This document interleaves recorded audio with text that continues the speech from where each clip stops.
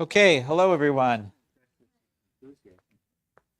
Thank you for coming this evening. Good to see you, as always. And we have let's see, how's that doing? Okay, we have a great continuation of our discussion today on religious freedom. This is a deep dive topic, and I thought I would make it a little more relevant to current events as well. So I'm just going to do a little bit of an intro, and we're going to turn it over to Scott.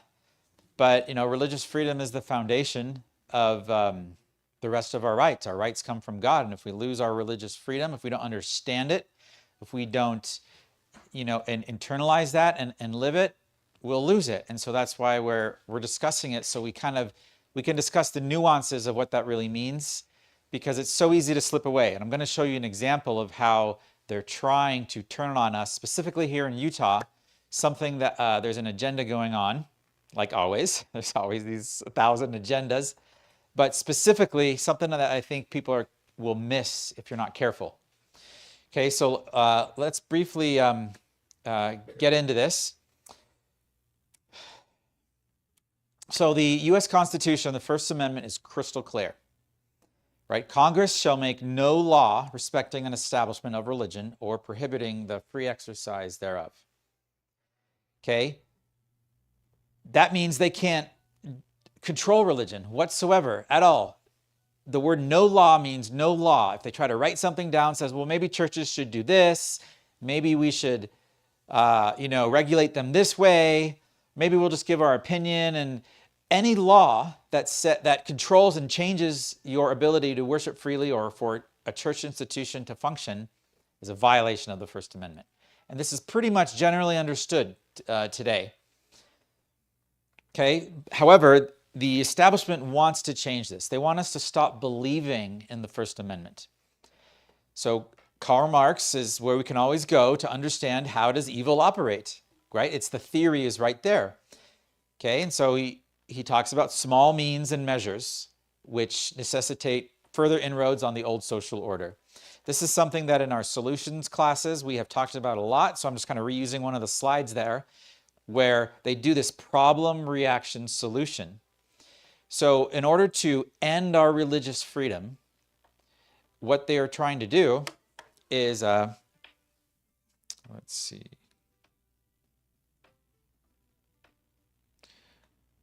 My phone is making sounds, sorry about that. So in order to end our religious freedom, they want to sell us on why it's a good idea to not have religious freedom. To do that, they go backwards. That's their solution, is less liberty, less freedom. So they're going to give us a problem. And that problem is how they get us from the beginning to the end of their vision. Okay, so here's an attorney online. This is Alliance Defending Freedom, speaking some common sense. Okay, why the government shouldn't tax churches. Church tax exemptions protect our First Amendment freedoms by ensuring the government cannot control religious organizations. This is the common sense argument.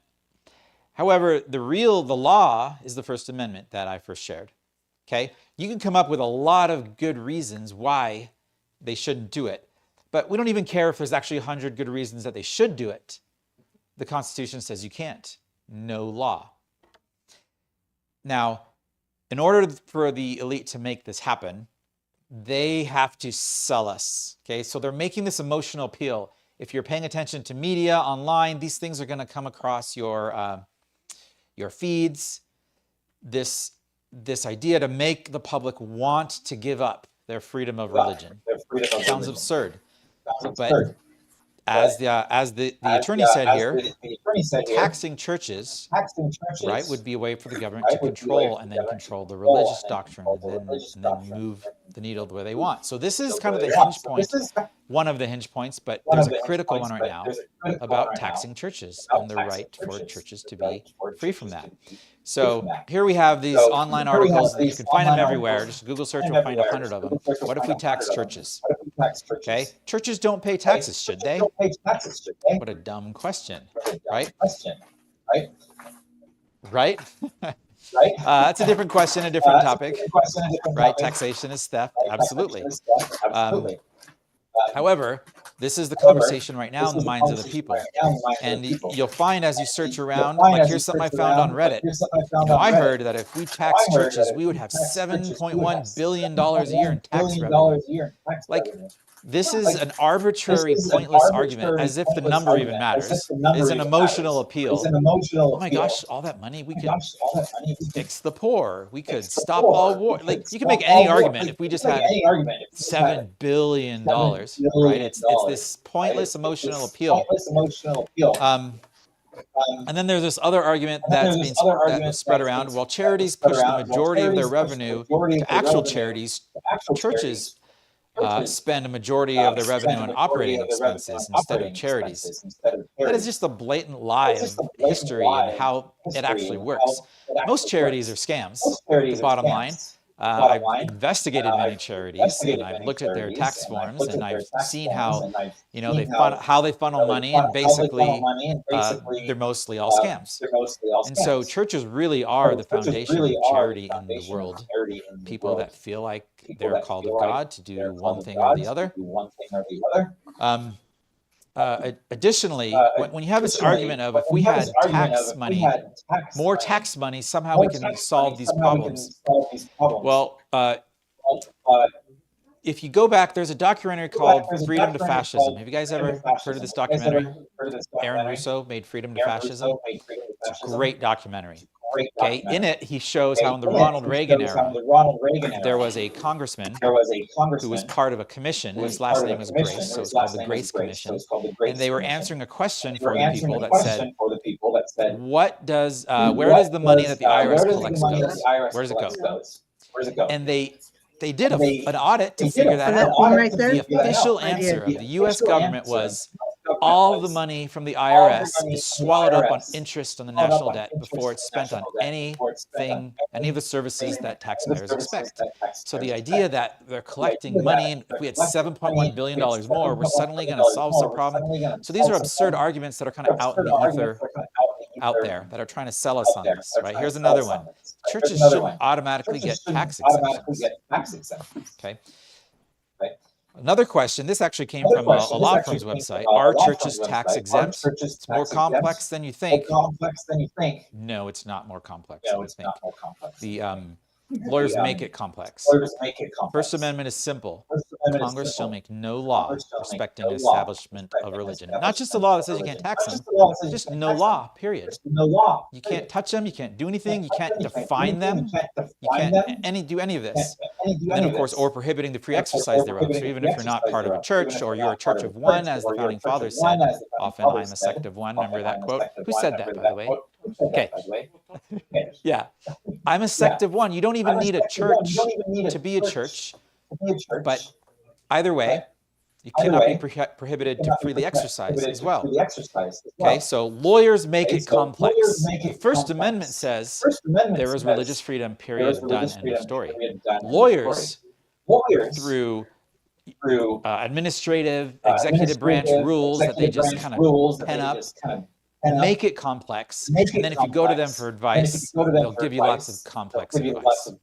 Okay, so now this is an agenda online, as you can see. It's all over the place. It's been building, I'd say, in my whole liberty activism lifetime. I've seen this grow a little bit more and more. Right now, the push is so big. This is the Marxist agenda to ruin religion. It is so big. Okay, and I'm going to show, this was a popular video here in Utah that came out. Remember this Mormon church whistleblower thing?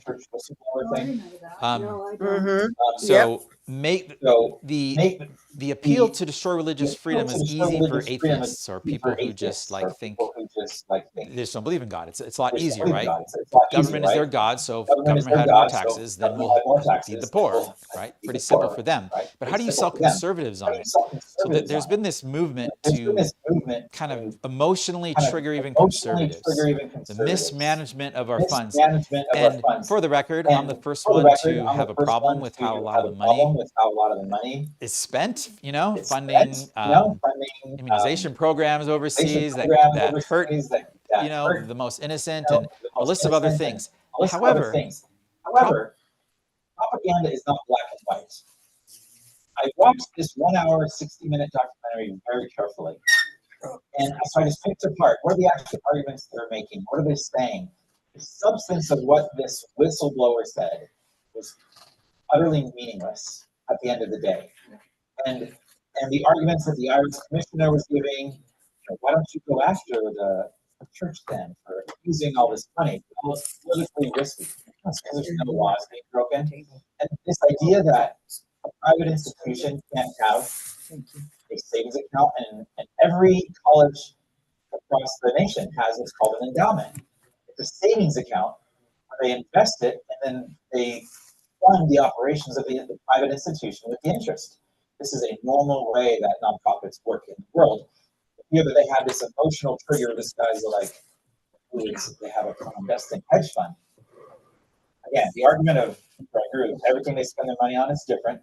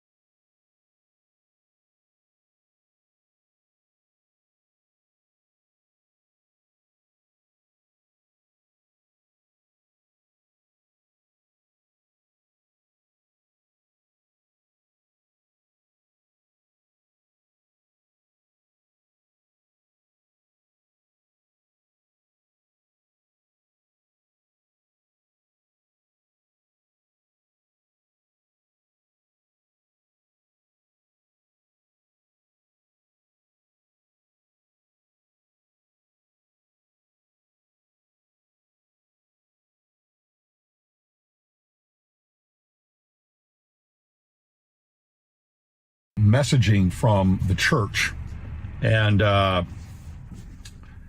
it's changed quite a bit over the last several decades.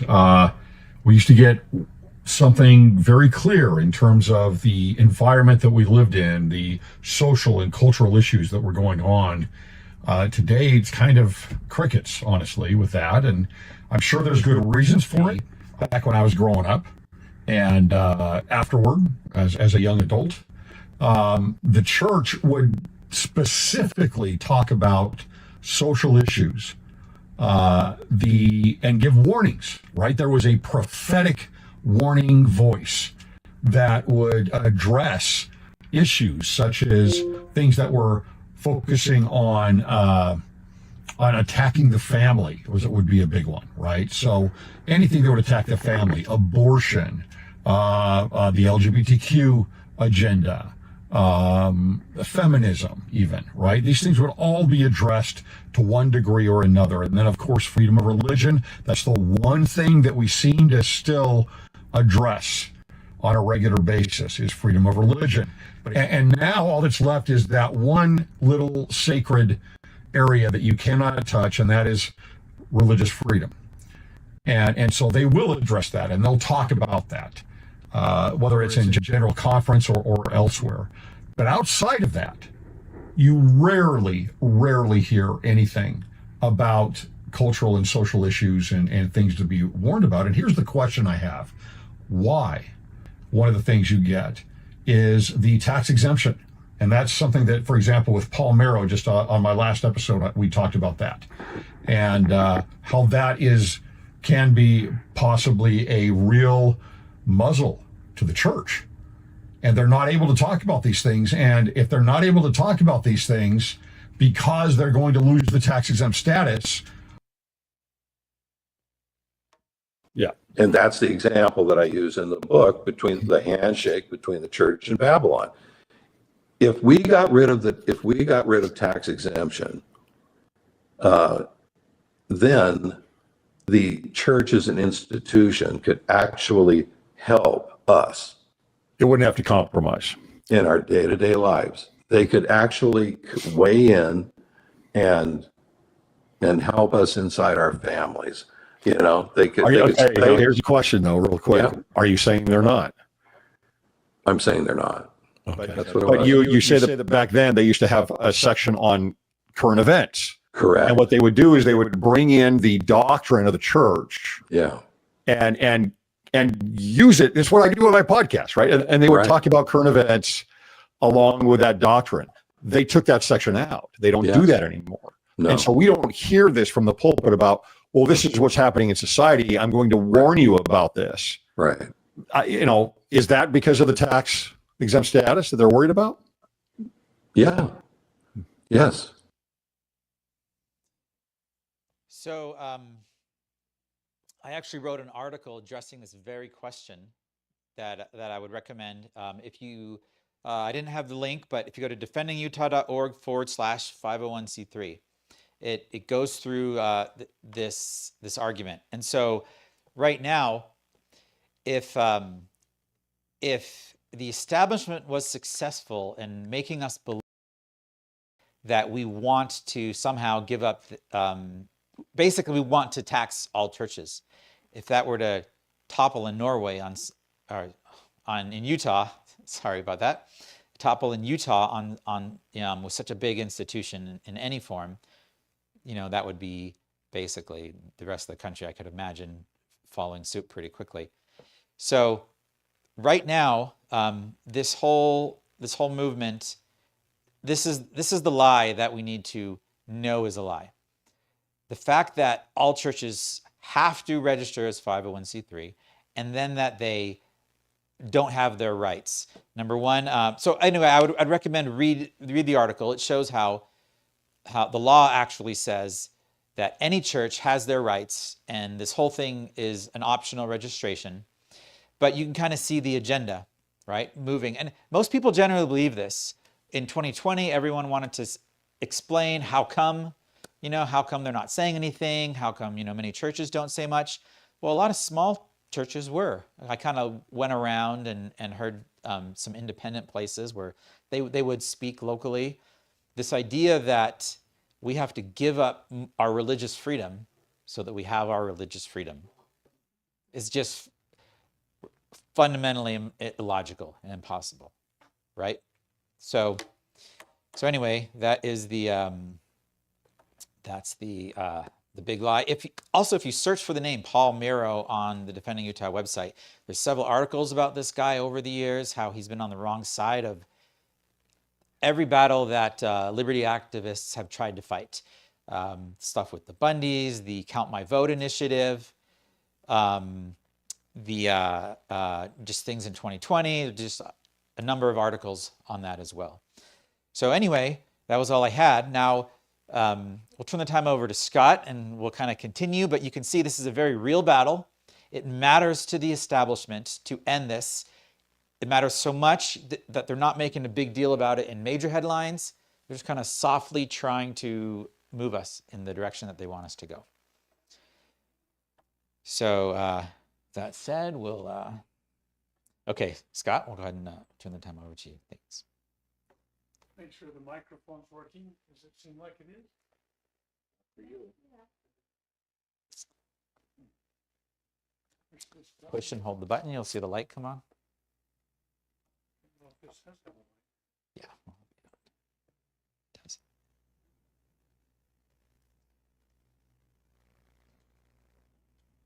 There you go. See? Oh, okay. The light wasn't showing because it wasn't on. Better. Thanks. All right. Okay. There's a lot of things packed in what he just covered. And we're going to cover a little bit of that as we go through this. I have an aphorism that I use an awful lot. There's a lot of little aphorisms I come up that capture, I hope, little segments of truth. And one of these aphorisms is that the power to tax is the power to destroy. And, you know, Washington pointed out we do have to have taxes to run the country, but the Federalist Paper 45 said that most of our revenue stream was to come from tariffs, you know, import taxes, if you will. And we've long strayed from that. But the fact of the matter is, there is no authority to tax churches, period, end of discussion.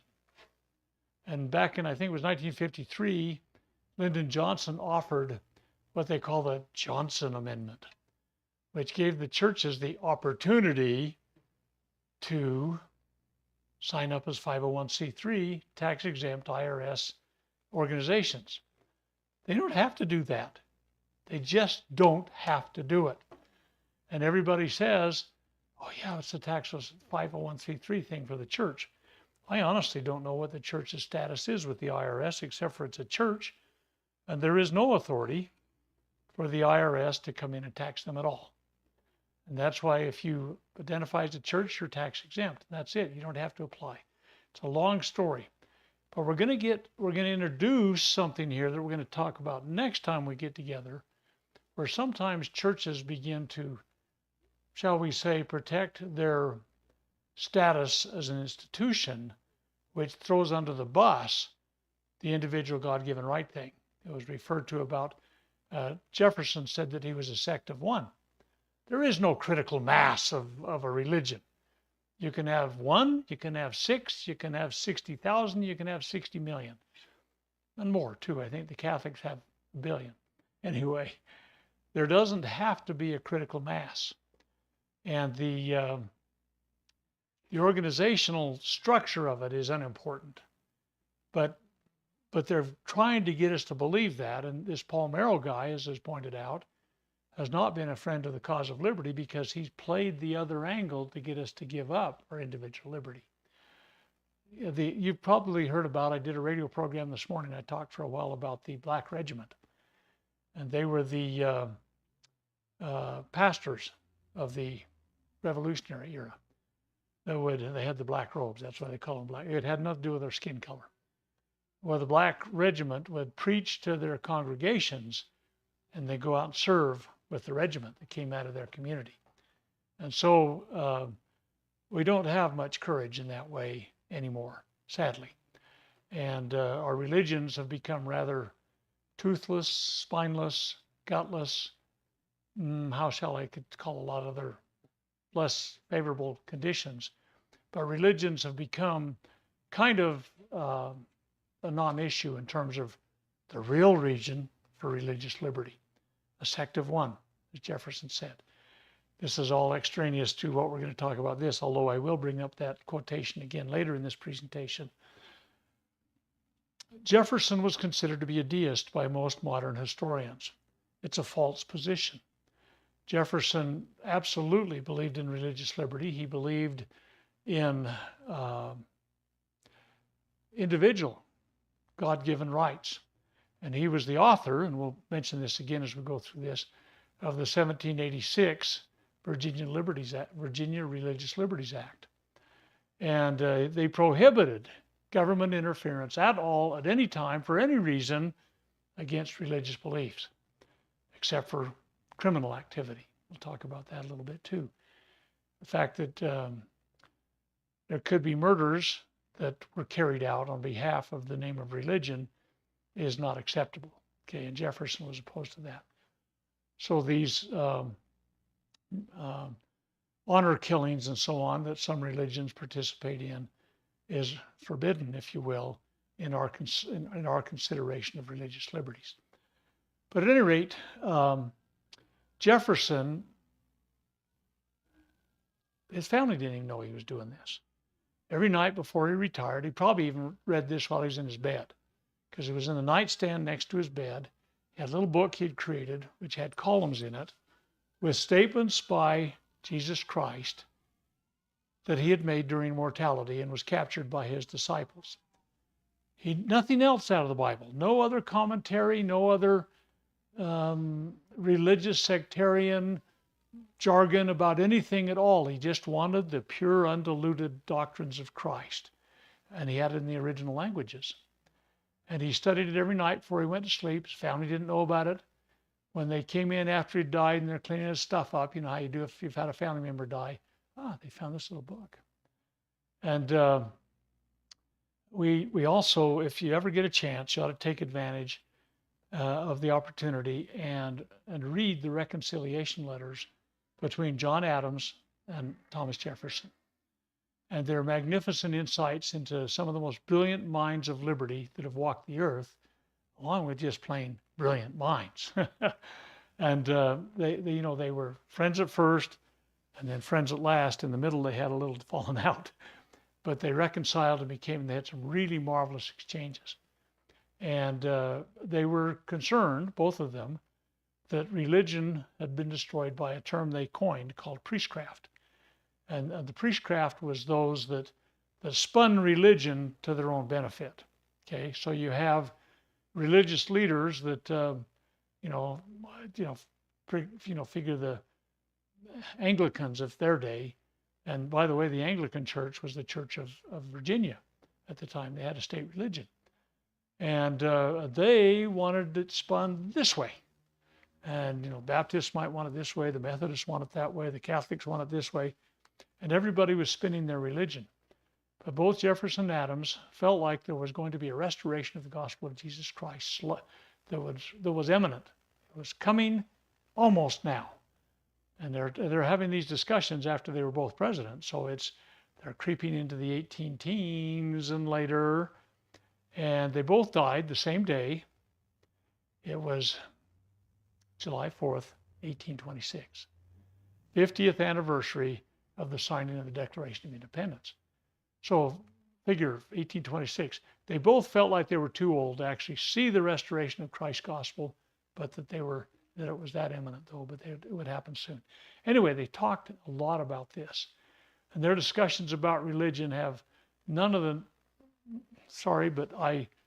55 years ago when I was in the service, I was a ground radio guy, and we talked with phonetic alphabet, so there was no misunderstanding.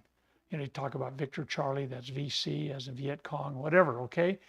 But we used the alphabet phonetically with words so you couldn't misunderstand. If I said B, did I say D or B? Or P? What? So you start wondering.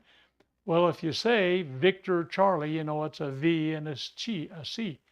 Well, Bravo Sierra, you'll have to do the interpretation. So we have a lot of Bravo Sierra that's being heavily smeared upon us today, in the name of many that they claim to be a term that I despise, conservatives, because they've co-opted the term, and they call things conservative that are really liberal, and they call things liberal that are really conservative, and they've decided we can put you in this category and you're it. And if you claim that you're a conservative, like some people you might have just seen on the screen, you can say almost anything you want. The conservatives, quote unquote, buy it. Don't do it. Weigh it in the proper scale. Okay, so last time we talked about God-given right, religious liberty. I said this time we're going to talk about what is it and what is at risk if we lose it. And then next time when we get together, I'm going to give you what I perceive to be one of the best examples of a bad example that I can come up with. Everything's an example, a good one or a bad one. Okay, and this particular one happens to be one that happened in Utah 10 years ago, and we're still afflicted with it today. And we'll see next time we get together how the predominant church in Utah has literally destroyed religious liberty on behalf of their own institutional protection. And this happens all the time with institutions.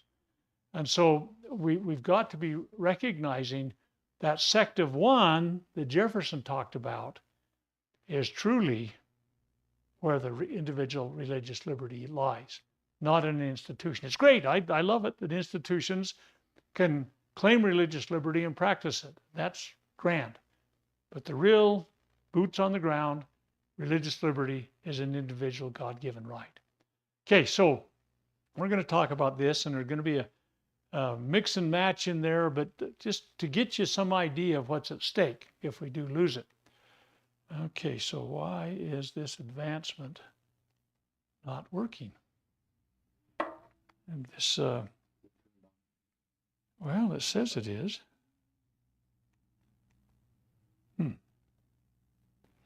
For some reason, the entire slide program is frozen.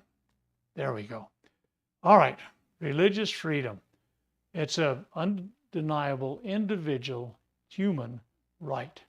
It is humans, not institutions, but they can kind of ride along for the ride. But the real thing is with people. You can be an institution or a sect of one. It's okay. You don't have to have this critical mass. Okay. Okay, so freedom of conscience in matters of faith. Okay, so it's the right to freely worship and to speak and act upon one's religious belief. See, they can say, oh, you have religious liberty, but just don't say anything about it. Don't be so damn foolish as to, do not cross that bridge in the public forum. And that's not the program. Freedom to speak and act based upon your beliefs. Okay, it safeguards the right for you to have your own individual beliefs. And it does not have to be a sectarian view that has a canonized set of doctrines. Can be, but it doesn't have to be. Okay, so you can express your beliefs openly without fear of persecution or being denied equal rights of citizenship. See, they can't lock you up for this. Not constitutionally. They might try to do so. If you don't believe like they do with their faith-based system on, shall we say, religious humanism or this idea of environmentalism or some kind of other paganistic view that's become very popular in the modern society. So, people can freely choose or change their religion. Nobody has to be shoehorned into anything, and nobody gets a penalty if they change their religion. There are some countries that if you, for example, profess to convert to Christianity, you go back to your country, you're liable to get beheaded.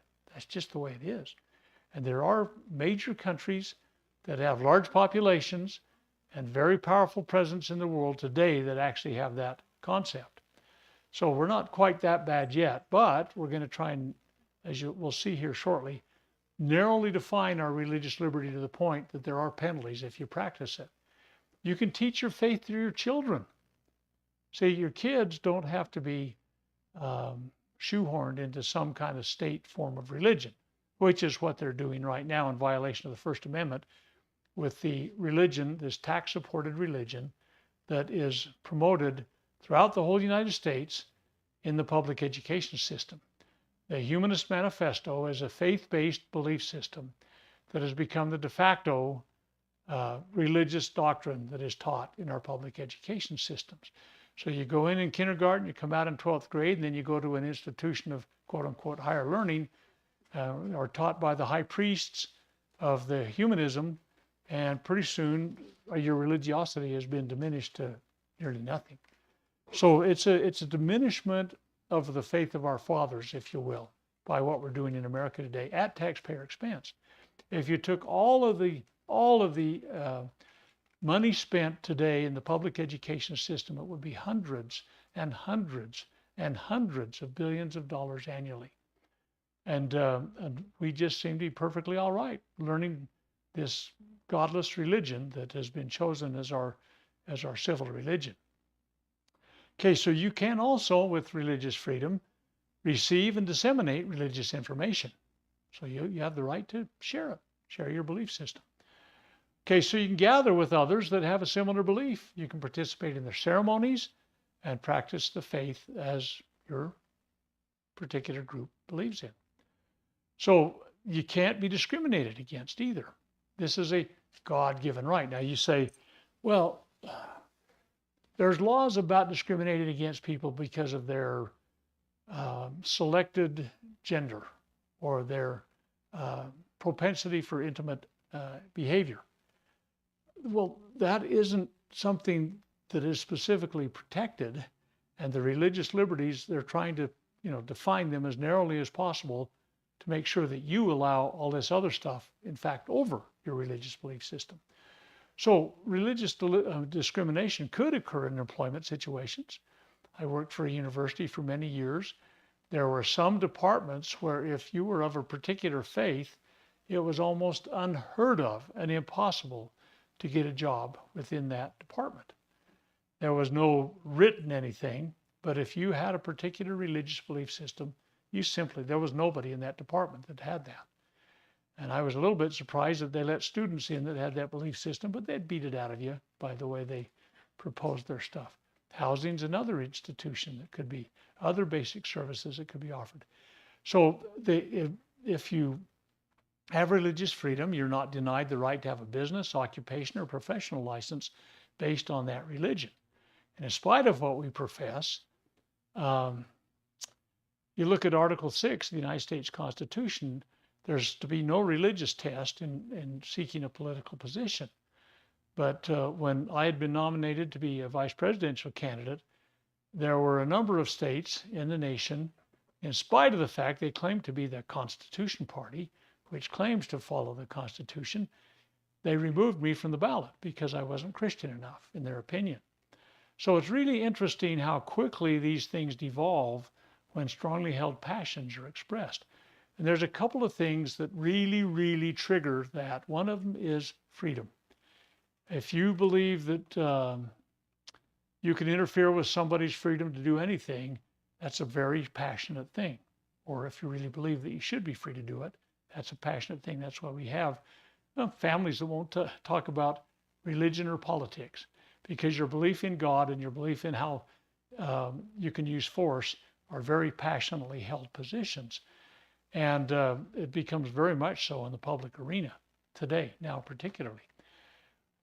Okay, so religious freedom protects religious organizations and faith communities. It protects their right to form churches and other religious institutions, and they don't have to conform to an exact belief system in order to do so.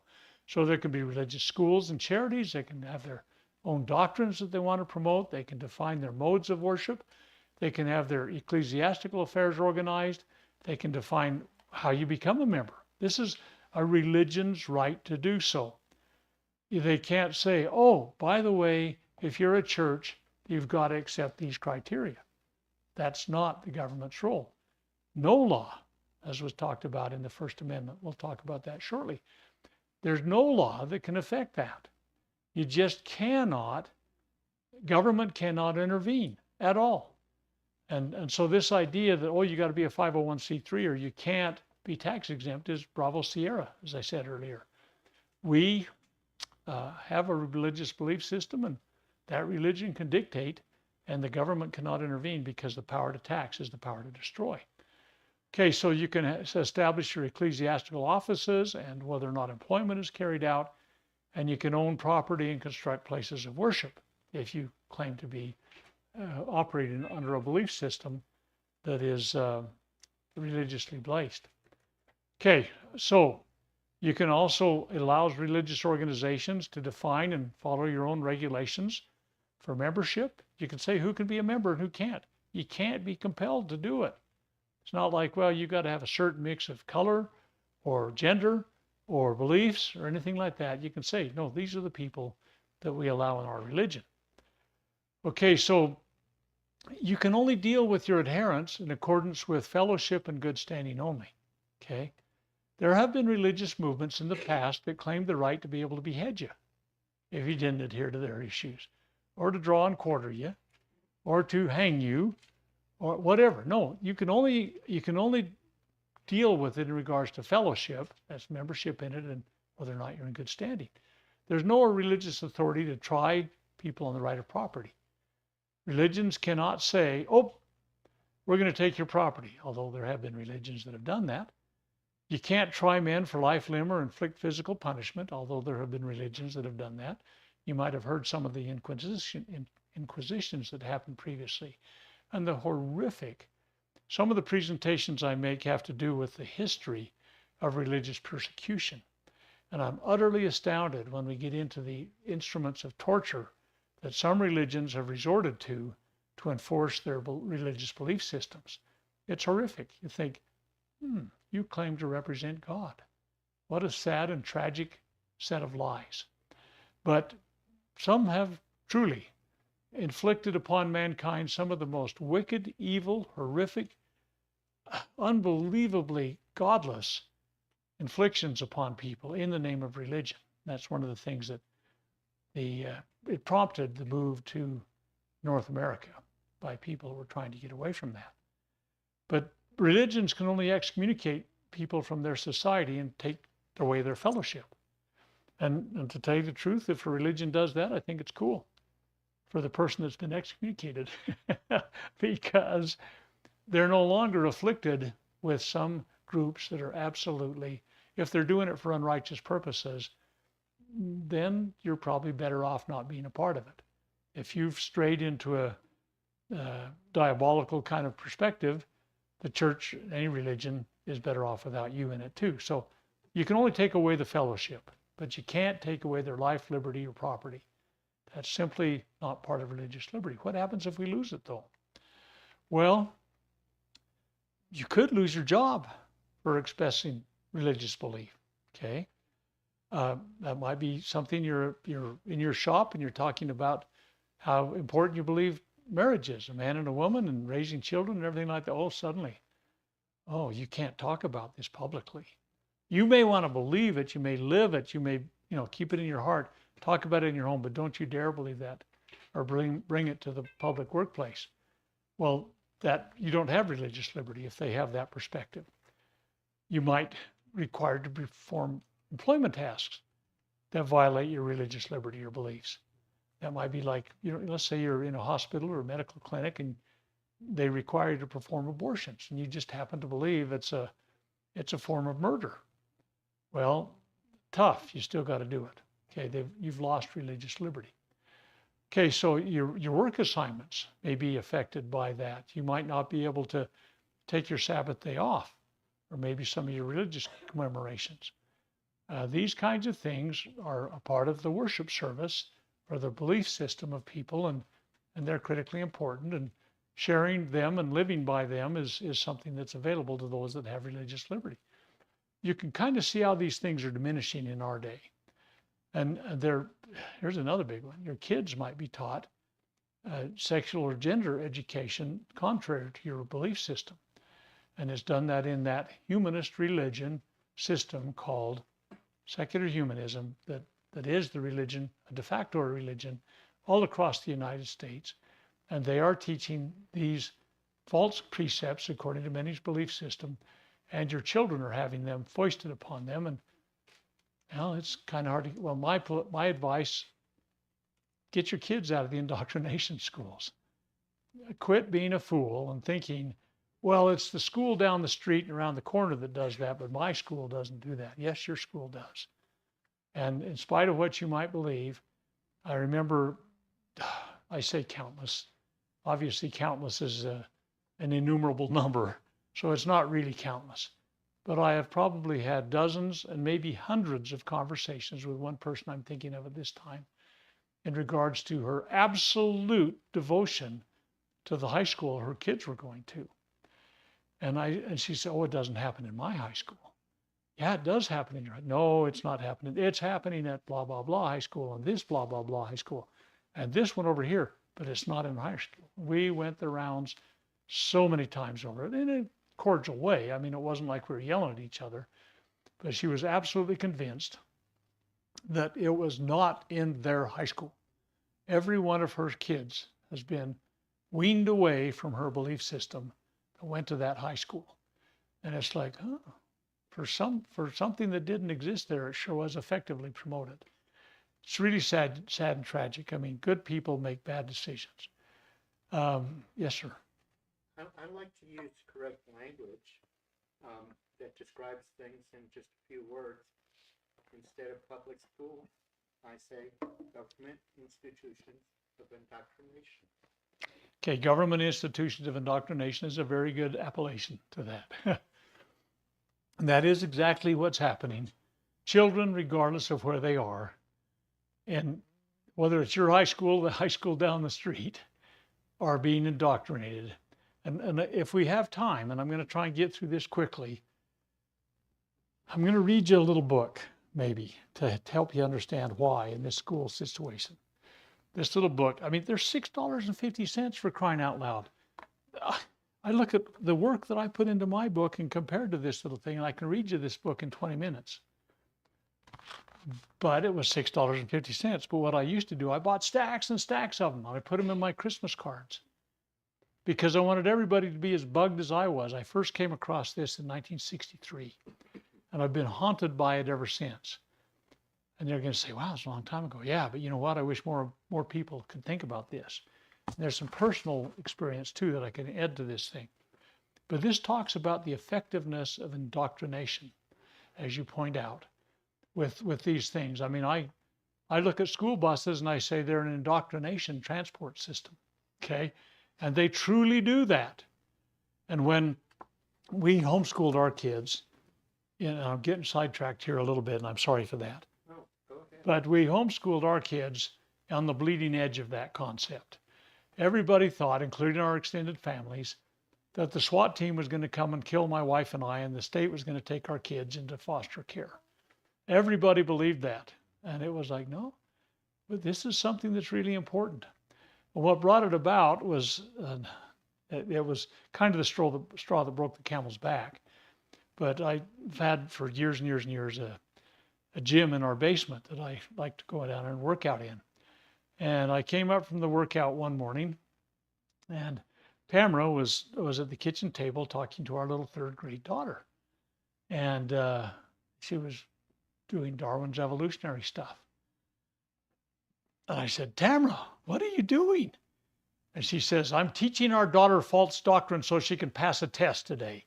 And it was like, all right, that's it. I'm done, kind of thing. It was just one of those things that pushed it over the top. And that's kind of what's happening. You feed them and feed them and feed them from their youngest age, and they become what they've been taught. And today's religiosity is greatly diminished because of that with the public education indoctrination. Anyway, we'll come back to that in a little while, perhaps. Okay, so you might not be able to adopt if you don't have the right religion. And that's sometimes the case with some. You might get fined, lose your license, have criminal penalties if you refuse to perform a service as a business, such as bake a cake or perform a non-traditional type of marriage that you're against, whatever. But you've seen this time and time again. This guy with the cake baking business has been through the ringer a couple of times in Colorado because of an absolute vengeance. And Colorado is a good example of a bad example. Maybe not as bad as Utah because it's more insidiously interwoven in Utah. But there are many in Colorado that are of the belief system that you can be compelled to do anything that anybody wants you to, and you don't have a choice on it, okay? This guy we're talking about has been asked to do some wedding cakes that he didn't want to, and it went clear to the Supreme Court, okay? So if you lose your religious liberty, you might even have to allow non-believers membership in your faith-based association, even as leaders. So can you see how destructive that would be of a religious belief system in case you were compelled to bring an individual in that was the antithesis of what the religion professed and believed, just because you've got to have this equal opportunity kind of thing. And you may be able to be required to rent or do business with or hire someone you don't wish to associate with. We're going to talk next time we get together for about an hour and a half about this because the legislators and the predominant faith in Utah has absolutely required this to happen. And except they protect their own institution. So it's good for the goose, good for the gander. No, they're protective of their particular institutional belief, but you as an individual lose it. We'll talk about that next time we get together. So churches also potentially face injustices. They could lose their ability to choose employees within the belief system, which, as you can see, would pretty well quickly undermine any direction or guidance they have within their organization. They could get, we talked about this at the beginning, lose your quote unquote tax exempt status. for a church and a donor, which you don't really have to put forth. You don't have to apply for a 501c3 operation as a church, but everybody believes you do. Since I think it was 53, when Lyndon Johnson put forth the Johnson Amendment that talked about churches having the opportunity to apply for a tax-exempt status called 501c3, but it put them under basically the control of a IRS type operation. It's not necessary, needful, or even required. Okay, so they could withhold government land from youth camps. If you wanted to go take a youth camp up in the Uintas and you had a particular religious belief system, you applied for a permit into a wilderness area, your church doesn't quite qualify for this. Kind of interesting. But youth camps could be potentially a problem. Defining a moral standard within your church might be an issue. Maybe you want to define what modesty or morality is. And maybe an immoral type situation or a proclivity to different sexual intimate kind of practices or something might become the standard if you were not allowed to adhere to the religious belief system in your church. And it's astounding to me that I have observed major religious institutions in recent decades have completely abandoned a moral and modesty issue. And they could say, well, we're a worldwide church now, and we've got to, make other people, and we can't, kick the sleeping dog or whatever you want to call it. But they're cowardly going about it. They have capitulated to Babylon, in my opinion, because they have every right to make those kind of definitions. Okay, so what can we do to help preserve our religious liberty? Well, you can become an example of your beliefs and live them. Light your own candle, and people will see what's going on, and maybe they'll say, wait a minute, there's some good stuff going on here. I want to learn more about this, okay? Knowledge about our national heritage of religious liberty. Absolutely, unequivocally, the Founding Fathers were committed to individual God-given rights, and this religious liberty thing was a very important thing that they wrote into their Bill of Rights. And again, those precursors were found in the beginnings of the migration here and the evolution of that migration here, and the things like the Virginia Religious Liberties Act and the Northwest Ordinance Act that happened a year later. Those kinds of things were the foundation of our First Amendment religious liberties. If people understand there was a free reign there, and this idea of the black regiment that we talked about earlier, where the pastors, the religious leaders, spoke from the podium of the cause of liberty. Almost no religions take a position in regards to liberty anymore. They try to make it sound like, well, our agency is moral agency. We can choose to break God's commandments or not. Well, no, it's pretty inclusive. It has to do with all of the things that have to do with, not only religious liberty.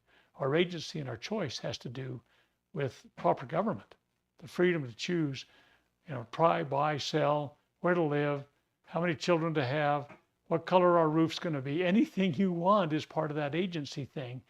And even our religious leaders have started to very effectively try to narrowly define what agency is.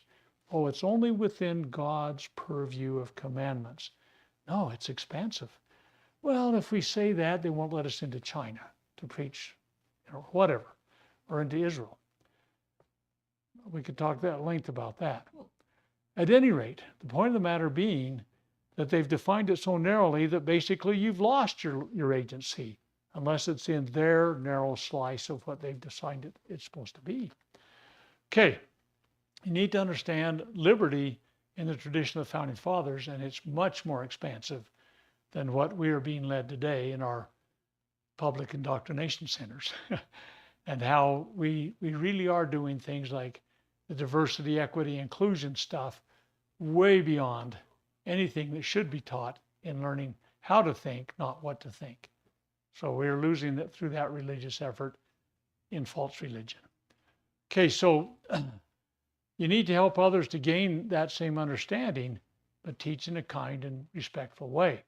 because these are things that if you go about it wrong, you just kind of entrench people in their own belief system. Getting involved in the political process is important too. Okay, so to go speak in public settings to help keep the encroachment at bay by standing with correct principles.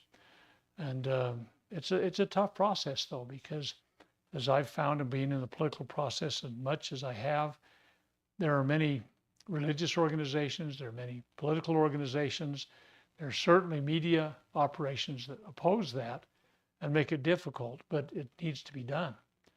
Okay, get involved in your community, serve in your community, have a presence, show that your belief system is kind of a cool thing. Oh, here's one, attend city council meetings, school boards, etc. As I mentioned, our family did homeschooling when it was a bleeding edge kind of thing.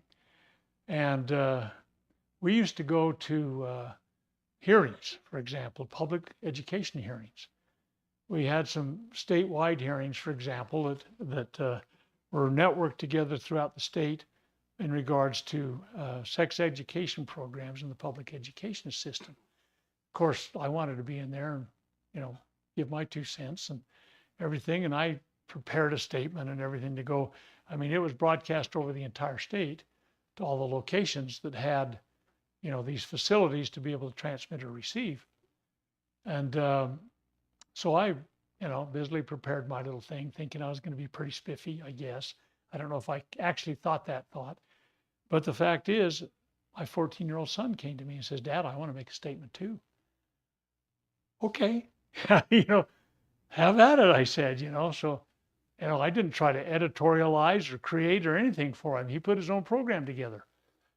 And so we went through this whole evening. It was an hour and a half, 2 hours of these public commentary things all across the state. When it all got said and done, the press rushed to talk to my son. They didn't want to talk to me. I was I was just an adult parent. What do I matter? But here's this 14-year-old kid that they wanted to examine and get his input on.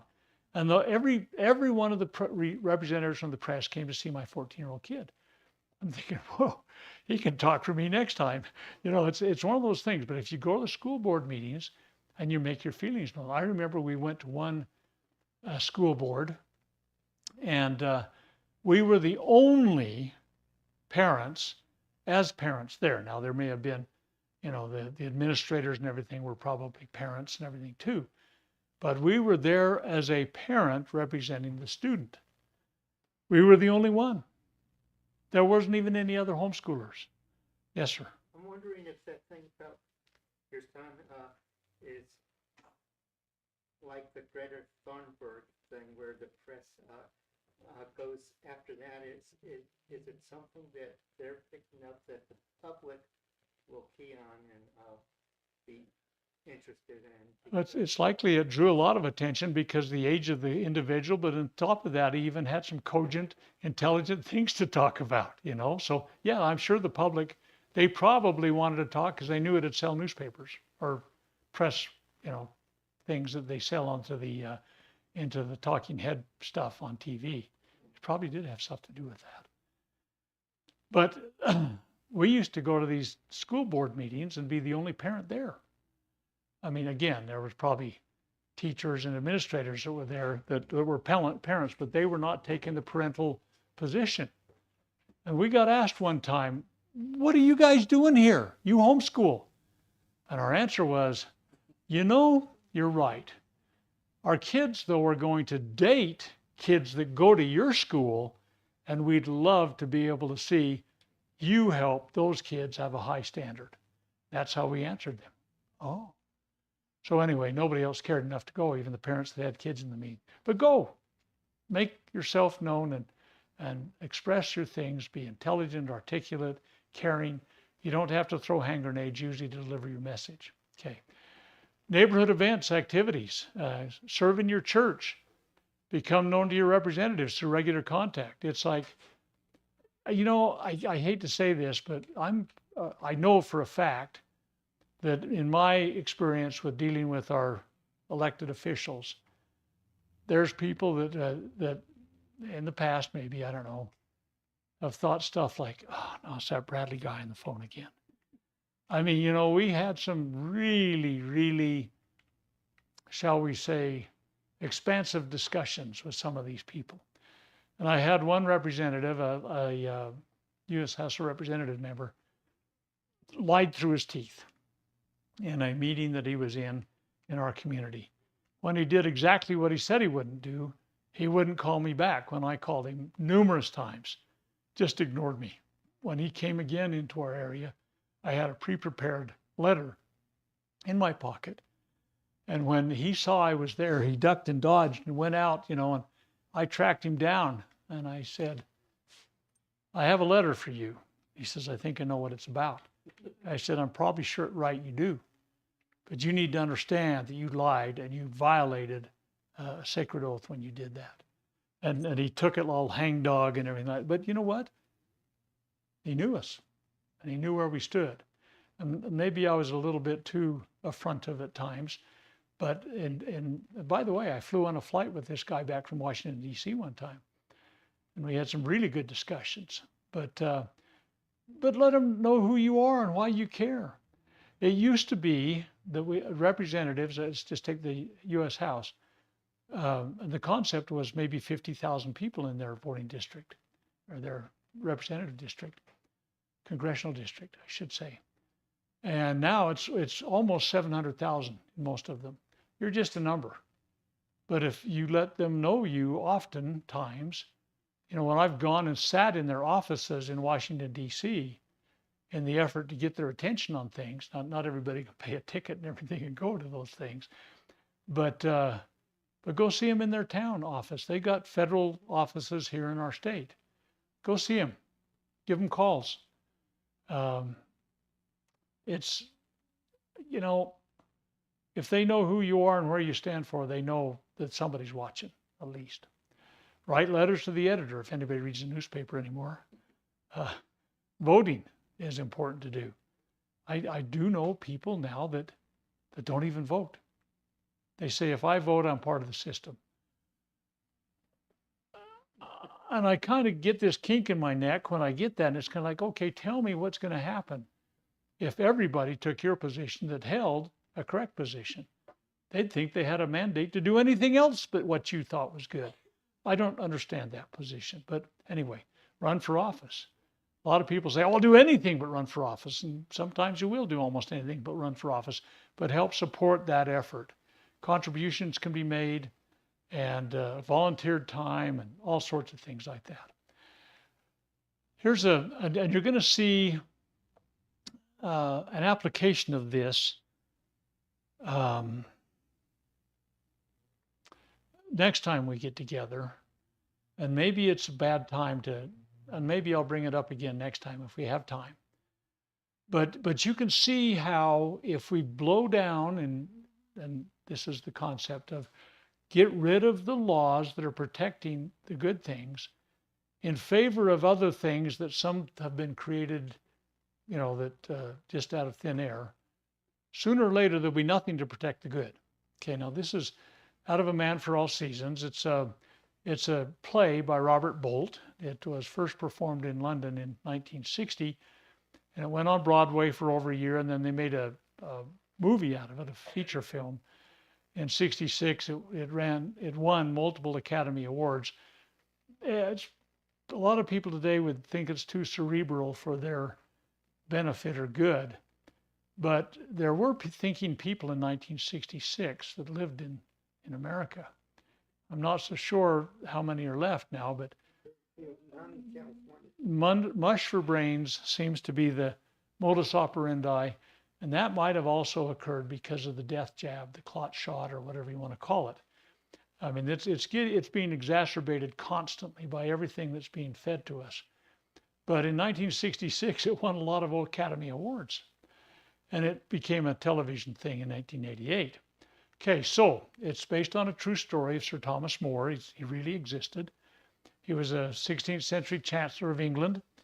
He refused to endorse King Henry VIII's wish to divorce his wife, Catherine of Aragon, so that he could marry Anne Boleyn, the sister of his former mistress. I know. They don't even write soap operas like this anymore. But it was a truly convoluted viewpoint. And this King Henry VIII guy became the head of a religion. He had originally been known as Defender of the Faith within the Catholic religion. And he decided, well, if the Pope's not going to tell me it's okay to do what I want to do in terms of my marriage situations, I'm going to start my own religion. I'll be the head guy. It's a pretty cool way. If you're the head guy, you can choose any way you want to do with it.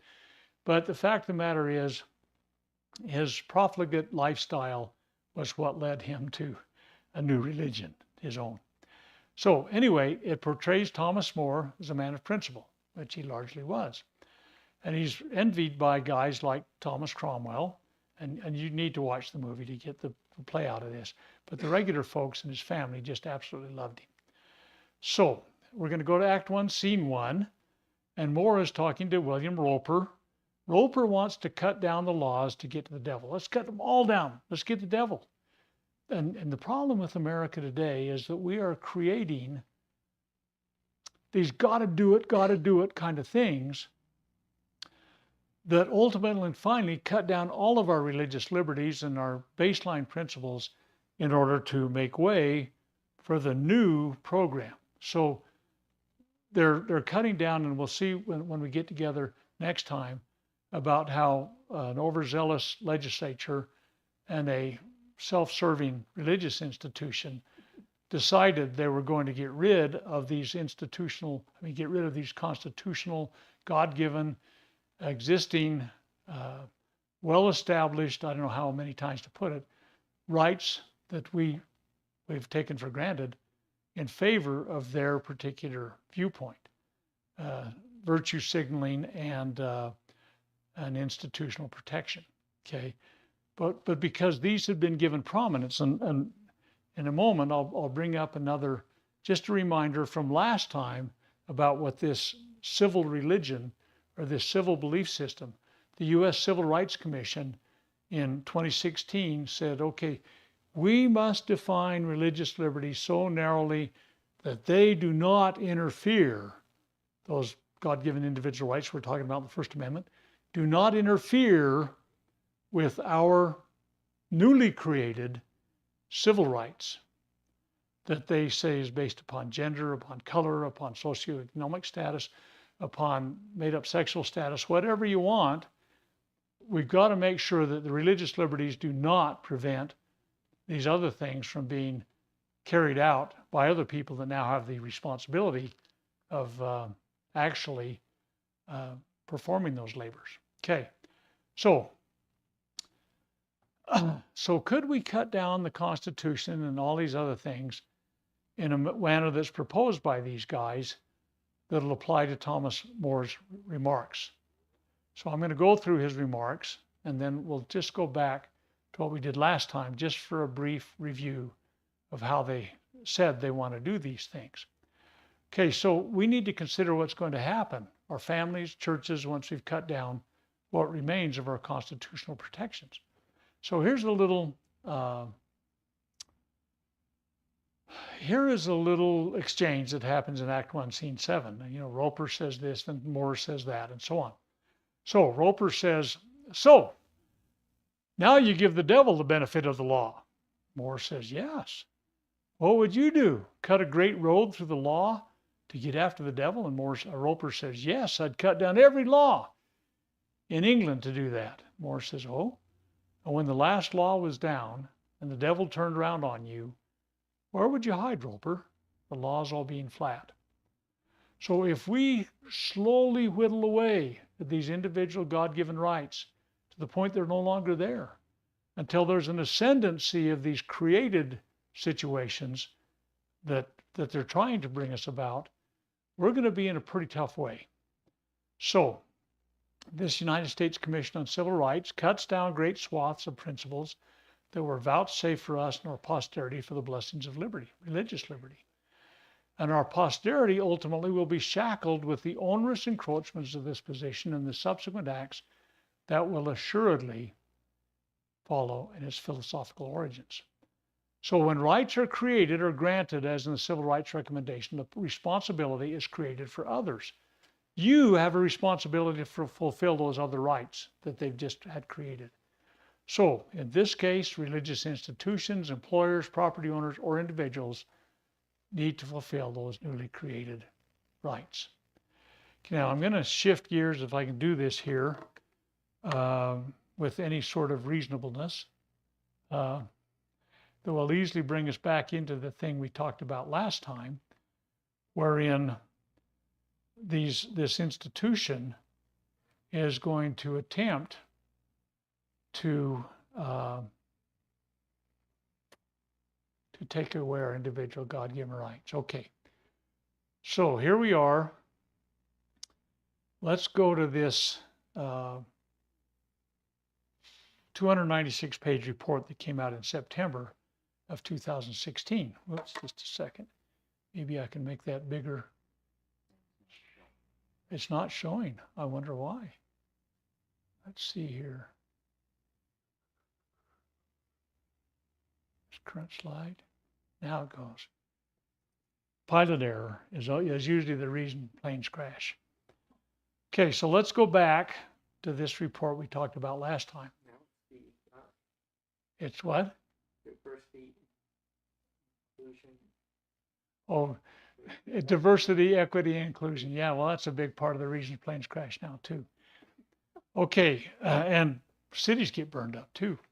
That's a big issue in LA right now, the DEI hires that have happened in LA. Well, actually in all of California. Well, actually in our House of Representatives and Congress and executive branch, all those kinds of things are suffering from that DEI thing. Okay, so this was a conference held in Washington, D.C. in September 2016. It's titled Peaceful Coexistence, Reconciling Non-Discrimination Principles with Civil Liberties, a briefing before the United States Commission on Civil Rights. Okay, so I'm not going to take the time to read all of these because I want to read this little book to you before you have to go home. I want you to be haunted tonight about this little book if we get to it. And like I say, it's haunted me since 1963, and I hope you sleep poorly tonight because of it, because there's a really, really big message in it. Okay, so here's what the report said. This is an official act of the United States Civil Rights Commission. They said religious exemptions from non-discrimination laws and policies must be weighed carefully and defined narrowly on a fact-specific basis. So they're saying we got to limit religious liberties. We must limit those things. All of these things that we just reviewed that are lost when we lose our religious liberties, they're saying we're going to go as far into those as we possibly can without having a rebellion. Okay? So I'm just doing the underlined part in the interest of time. Federal and state courts, lawmakers, and policymakers at every level must tailor religious exemptions to civil liberties and civil rights protections as narrowly as applicable law requires. Okay, so what they're saying is that these God-given rights shouldn't get in the way of government-created mandate rights. Okay, we're going to say we put these as narrow as we can. These other ones are going to take precedence. This Freedom of Restoration Act is what the RFRA stands for. That was what they're trying to subvert until it doesn't really mean anything anymore. But really, the First Amendment is the First Amendment. I mean, Congress constantly creates things that try to define, and you got to understand that so many of our Congress people or critters, or whatever you want to call them, are in their own priestcraft. Founding fathers coined that term too. Anyway, yes, sir. It seems, you use the word define. It seems like Congress and lawmakers seem to think they have the power to define words. And we keep on redefining words every year. For example, marriage. And someone says marriage in a sentence. Do they mean marriage in the Bible, or marriage of 2019 or 2020 or 2021 or whatever? If they use marriage twice in a sentence, they're often using a trick of referring to marriage of 2018 and then biblical marriage in second time and conflating the two and making it confused. And I think the word should have one definition. Words do have meanings. Those deep meanings can be known. And you're absolutely correct. What they try to do is, with their own obfuscation and recreation, they ultimately walk us off a cliff. And that happens constantly. But the First Amendment is very specific. They can't dink around with our religious liberties at all. And so all of these other approaches, like having to get a 501c3 or define a marriage or whatever, they're messing with stuff that they have no authority to do so, as you point out. So again, they're lawyers, and they think that by further defining things, there's further clarification, but in essence, they're opening a lot more question to every single step. So here's the religious Ambiguity. ambiguity is a big thing, and once you get ambiguity, they got more opportunity for court cases because now somebody's going to go in and claim one thing, and somebody else has an opposite claim, and it'll take a court with attorneys getting paid to answer that, and it just obfuscates everything. So that's one of the tricks of the trade. It truly is. So they're saying the Religious Freedom Restoration Act does not limit others' freedom from government-imposed religious limitations under the Establishment Clause. So they're saying, no. You guys are trying to apply this too broadly, and they can legislate how narrowly they want that defined.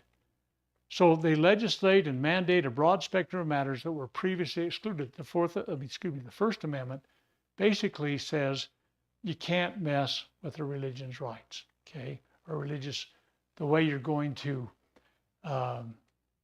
exercise your religious liberty.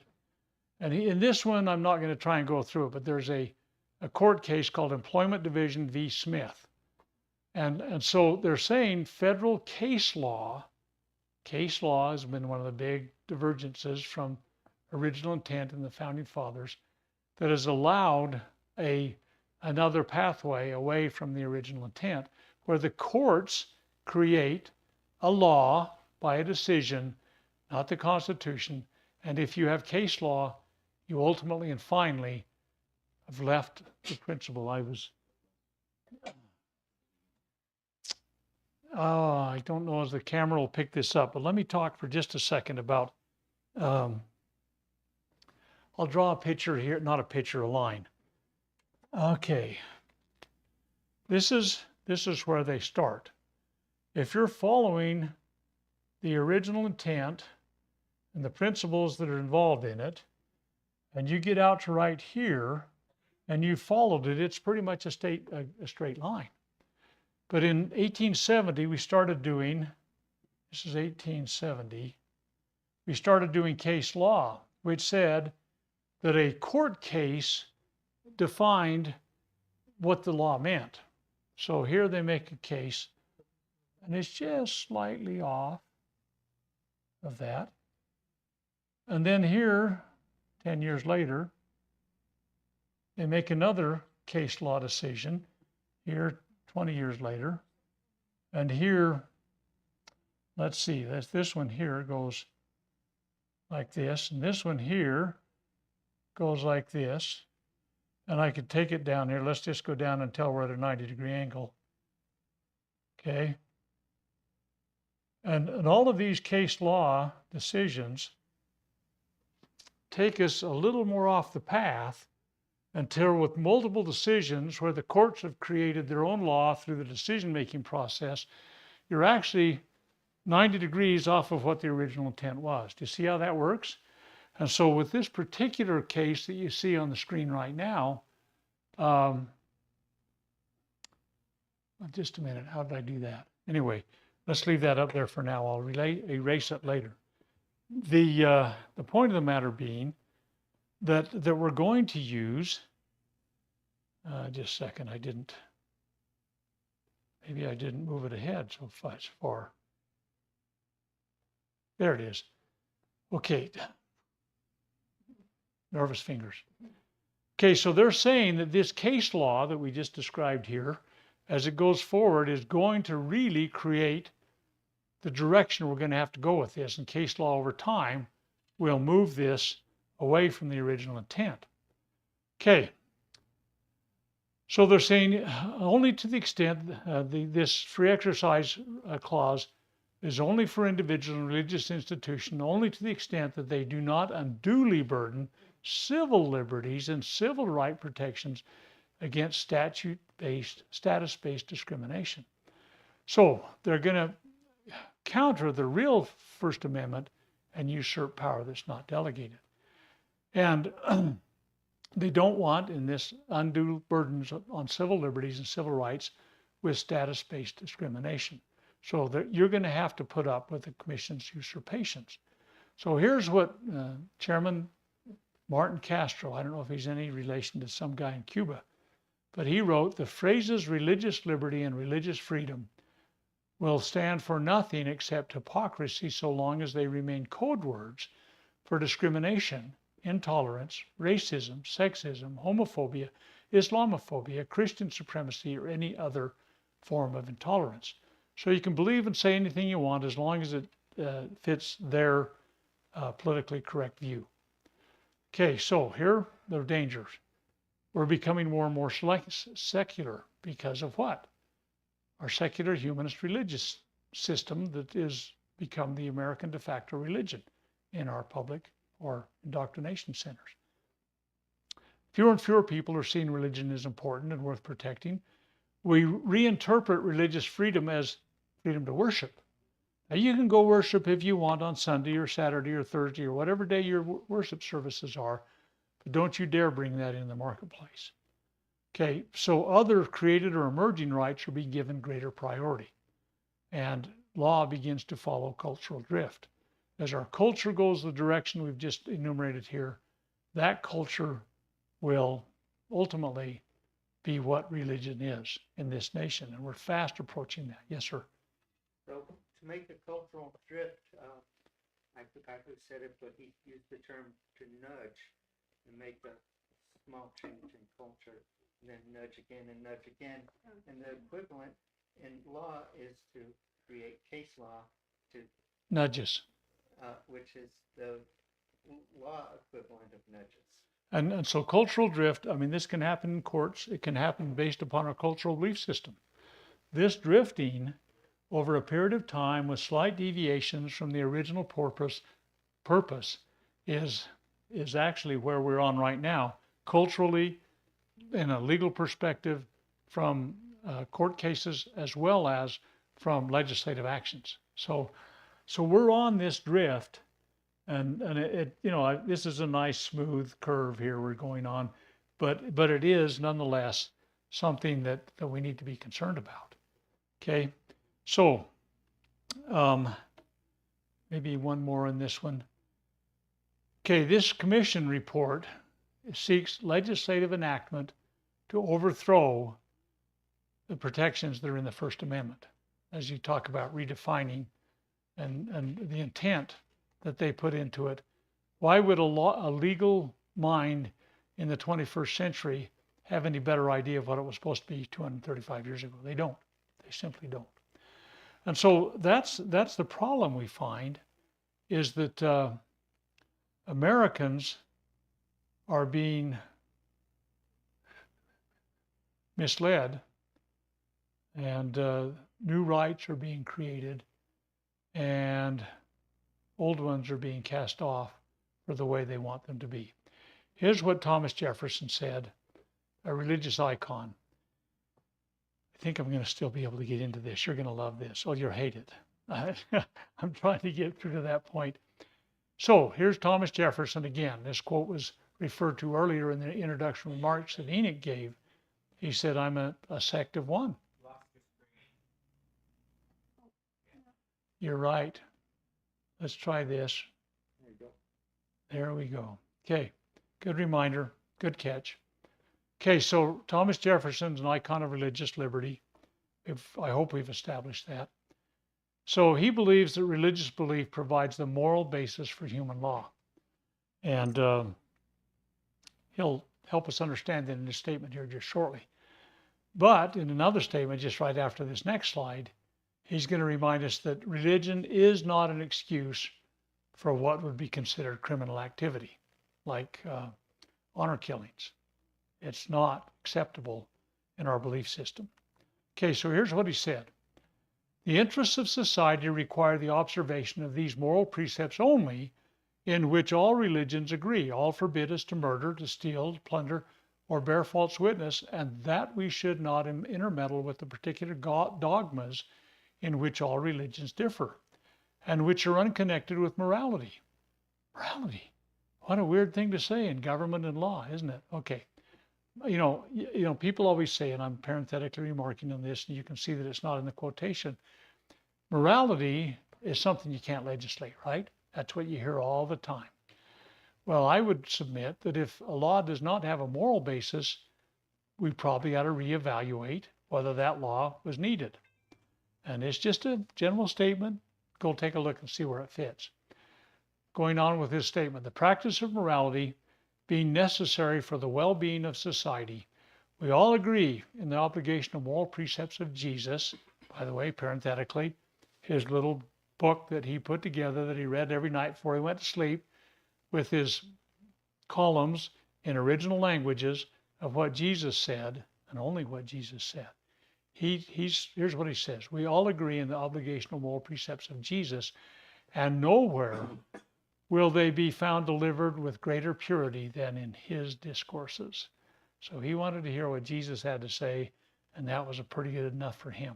Okay, but he went on to say at another time, the declaration that religious faith shall be unpunished does not give impunity to criminal acts dictated by religious error.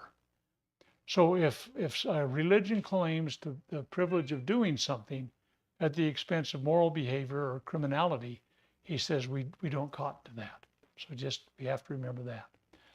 Okay, so everything that's brought about our nation, everything that was involved in the original establishment was overarched by a religious liberty concept. And the founders, they read, understood, and applied what was found in the Holy Writ, and they found those precepts found their way into our entire government.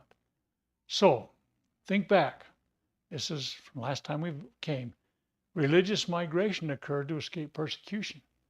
And we could talk for hours, literally, of the vile things that happened in the name of religion over the centuries. And people were trying to get away from that so they could worship according to their dictates. The education system in America was founded on religious instruction, whether it was from the children's primer books that they learned the alphabet on, clear through institutions we consider now to be Ivy League schools. And as tragic as it is, they strayed far as the schools they started out to be, but they had a religious beginning. And they really brought value to America's foundation. Declaration of Independence mentions God 4 times. It was not a godless document. And there were officially sanctioned days of fasting and prayer. They weren't just the one we talked about with George Washington in 1789 that he proclaimed in October of 1789, the behest of the House and Senate that had just passed what became the First Amendment and sent it off to the states for ratification.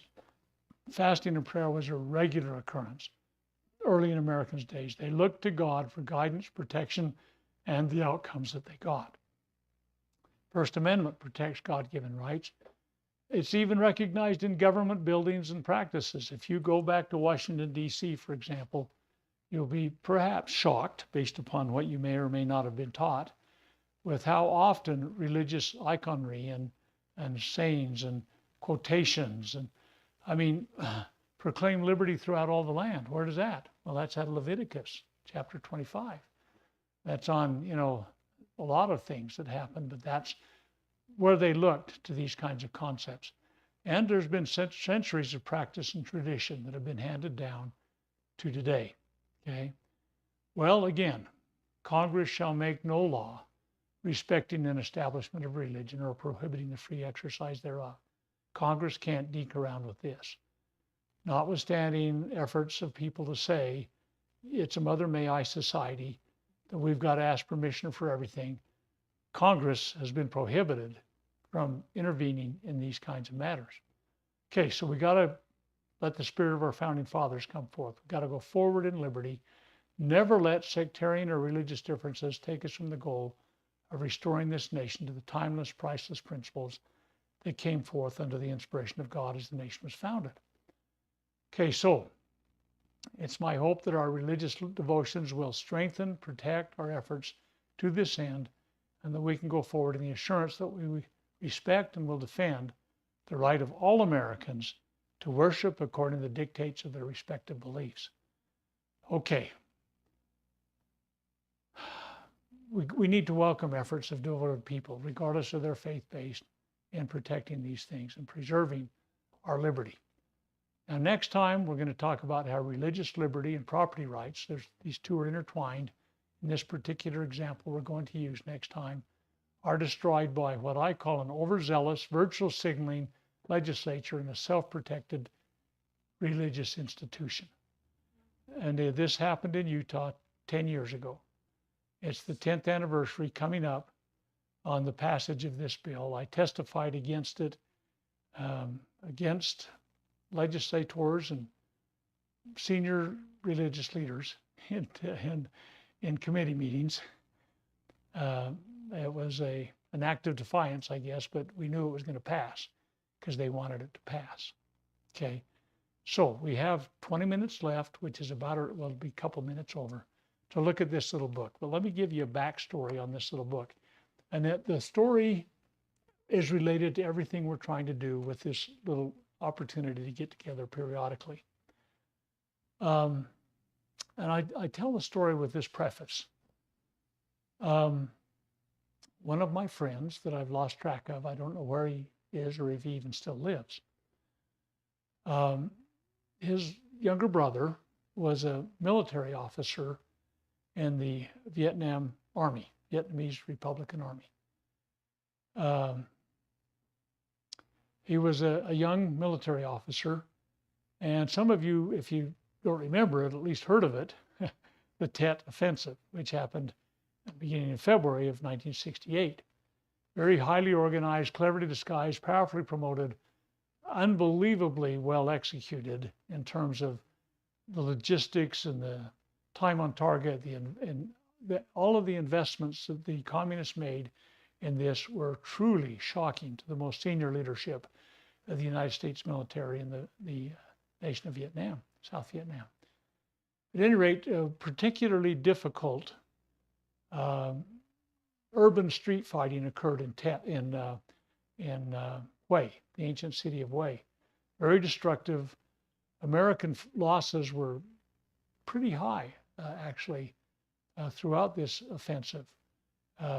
We had more daily killed in action than we probably had since some of the actions in World War II on the Big Island invasions and so on. We lost a lot of people. Ultimately and finally, the Tet Offensive by communist forces was blunted and stopped and destroyed. So it was a victory for America, if you will, ultimately, but not without a lot of losses.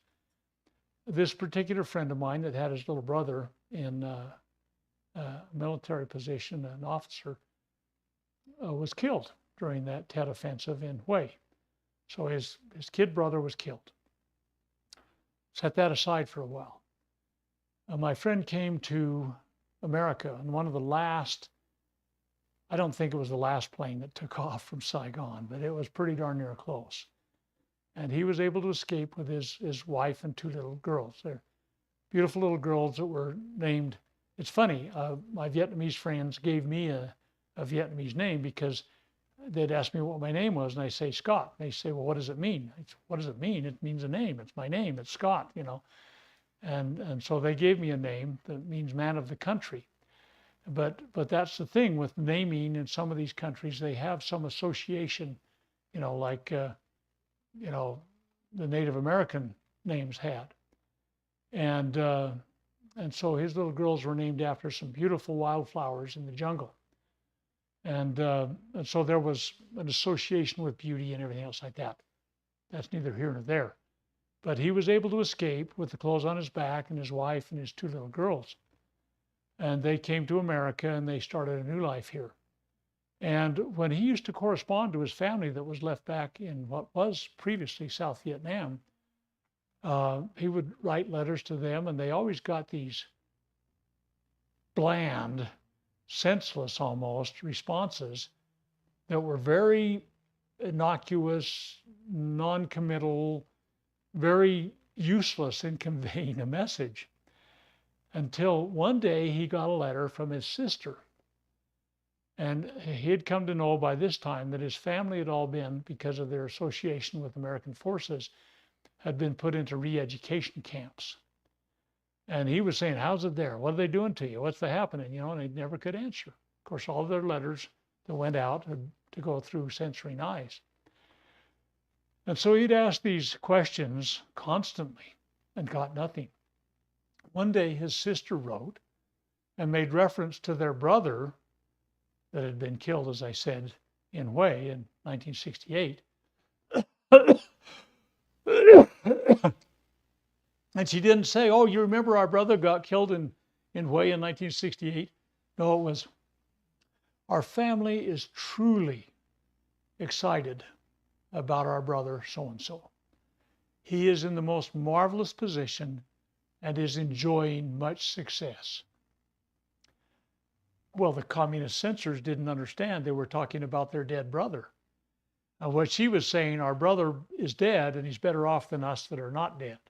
Okay. And so finally, my friend Dow understood that they were going through some pretty miserable conditions in their re-education camps. But the communist censors didn't know they'd had this loaded message in this little sentence statement that had happened. Well, that's what this little book's about. America has been captured in this book by a foreign power. It takes place. Oh, yes, I certainly can. Can't you guys on the camera read this? What's wrong with you guys? Okay, I'll just tell you a little bit. That's a good point. It was written by James Clavell. James Clavell was a prolific author and playwright, and well, he wasn't a playwright, but he wrote screenplays and everything else like that. James Clavell was an Englishman that was captured by the Japanese in World War II and went through some horrific conditions, really bad stuff. The Japanese internment camps were not happy places. And most people actually died. And when he got out and he ultimately came to America, he became an American citizen.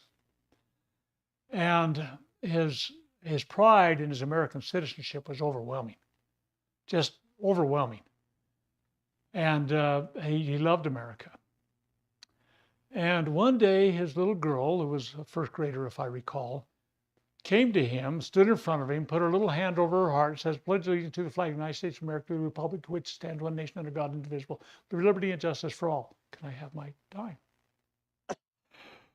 And Clavell said, what? And she said, teacher said if we could say pledge, you'd give me a dime.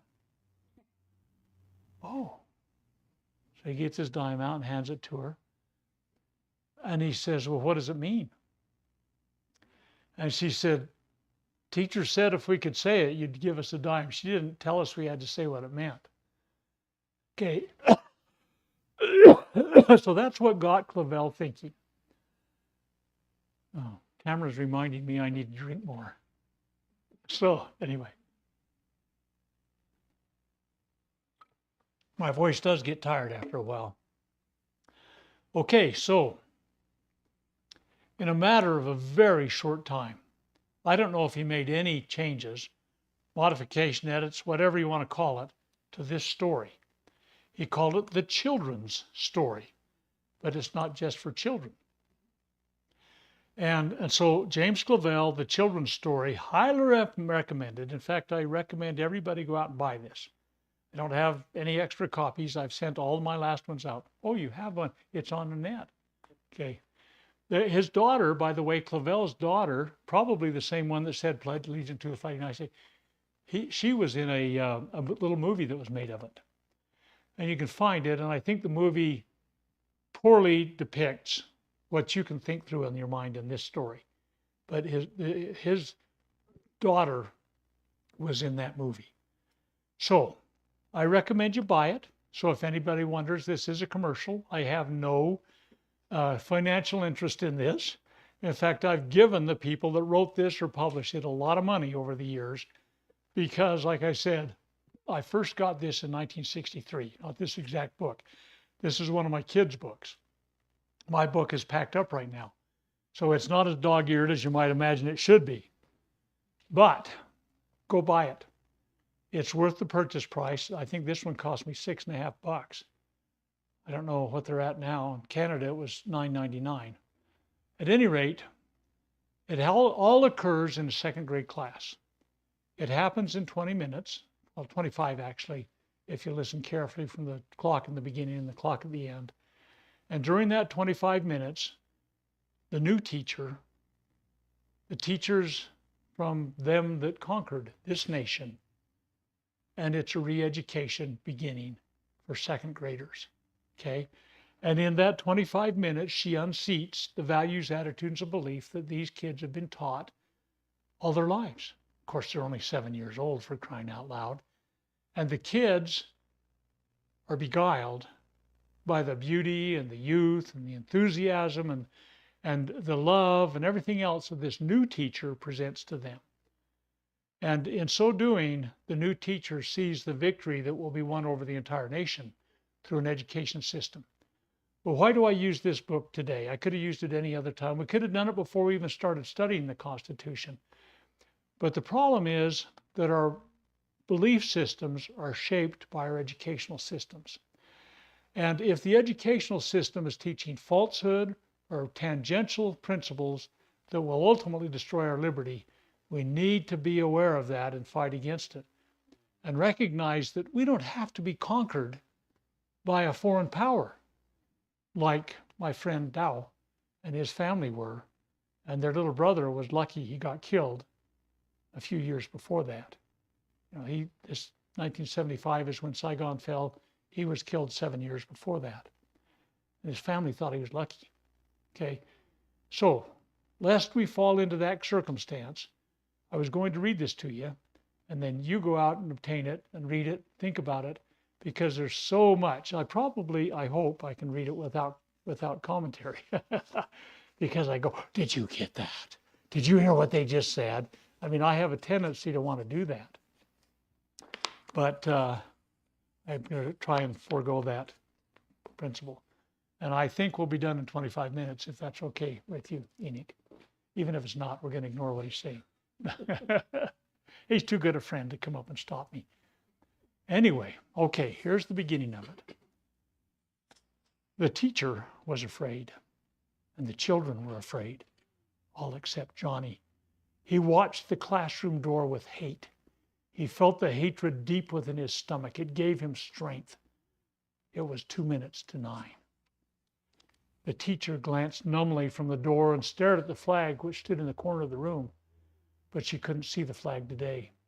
She was blinded by her terror, not only for herself, but mostly for them, her children. She had never had children of her own. She had never married. In the mists of her mind, she saw the rows upon rows of children she had taught through her years. Their faces were legion, but she could distinguish no one particular face. Only the same face, which varied but slightly, always the same age, or thereabouts, 7. Perhaps a boy, perhaps a girl, and the face always open and ready for the knowledge that she was to give. The same face staring at her, open, waiting, full of trust. The children rustled, watching her, wondering what possessed her. They saw not the gray hair and the old eyes and the lined face and the well-worn clothes. They only saw their teacher and the twisting of her hands. Johnny looked away from the door and watched the other children. He did not understand anything except that the teacher was afraid. And because she was afraid, she was making them all worse. And he wanted to shout, there was no need to fear. Just because they've conquered us, there's no need for panic fear. His dad had said, don't be afraid, Johnny. If you fear too much, you'll be dead, even though you're alive. The sound of footsteps approached and then stopped. The door opened. The children gasped. They'd expected an ogre or giant or beast or witch or monster, like the outer space monsters you think about when the lights are out and mom and daddy have kissed you and good night and you're frightened and you put your head under your covers and all at once you're awake and it's time for school. But instead of a monster, a beautiful young girl stood in the doorway. Her clothes were neat and clean, all olive green, even her shoes. But more important, she wore a lovely smile. When she spoke without a trace of an accent. The children found this very strange, for they were foreigners from a strange land far across the sea, and they had all been told about them. "Good morning, children. I'm your new teacher," said the new teacher. Then she closed the door softly and walked to the teacher's desk. And the children in the front row felt and smelled the perfume of her, clean and fresh and young. And as she passed Sandra, who sat at the end of the first row, she said, "Good morning, Sandra." Sandra flushed deeply and wondered, aghast with all the other children, how did she know my name? And her heart raced in her chest and made it feel tight and very heavy. The teacher got up shakily. Good morning." Her words were faltering. She too was trying to get over the shock and nausea. "Hello, Miss Warden," the new teacher said. "I'm taking over your class now. You are to go to the principal's office." Why? What's going to happen to me? What's going to happen to my children?" The words gushed from Miss Warden, and a lank piece of hair fell into her eyes. The children were agonized by the cut to her voice, and one or two of them felt on the edge of tears. "He just wants to talk to you, Miss Warden," the new teacher said gently. "You really must take better care of yourself. You shouldn't be so upset." Miss Warden saw the new teacher smile, but she wasn't touched by its compassion. She tried to stop her knees from shaking. "Goodbye, children," she said. The children made no reply. They were too terrified by the sound of her voice and the tears that wet her face. And because she was crying, some of the children cried, and Sandra fled to her. The new teacher shut the door behind Miss Warden and turned back into the room, cradling Sandra in her arms. "Children, children, there's no need to cry," she said. I know. I'll sing you a song. Listen." And she sat down on the floor as gracefully as an angel, Sandra in her arms, and she began to sing, and the children stopped crying because Miss Warden never sang to them, and certainly never sat on the floor, which is the best place to sit, as everyone in the class knows. They listened spellbound to the happy lilt of the new teacher's voice and to the strange words of a strange tongue which soared and dipped like the sea of grass. That was the birthplace of the song. It was a child's song, and it soothed them. And after she had sung the first chorus, the new teacher told them the story of the song. It was about two children who had lost their way and were all alone in the great grass prairies and were afraid. But they met a fine man riding a fine horse, and the man told them that there was never a need to be afraid. For all they had to do was to watch the stars, and the stars would tell them where their home was. For once you know the right direction, then there's never a need to be afraid. Fear is something that comes from inside your tummies, the new teacher said radiantly. And good, strong children like you have to put food in your tummies, not fear. The children thought about this. It seemed very sensible. The new teacher sang the song again, and soon all the children were happy and calm once more, except Johnny. He hated her, even though he knew she was right about fear.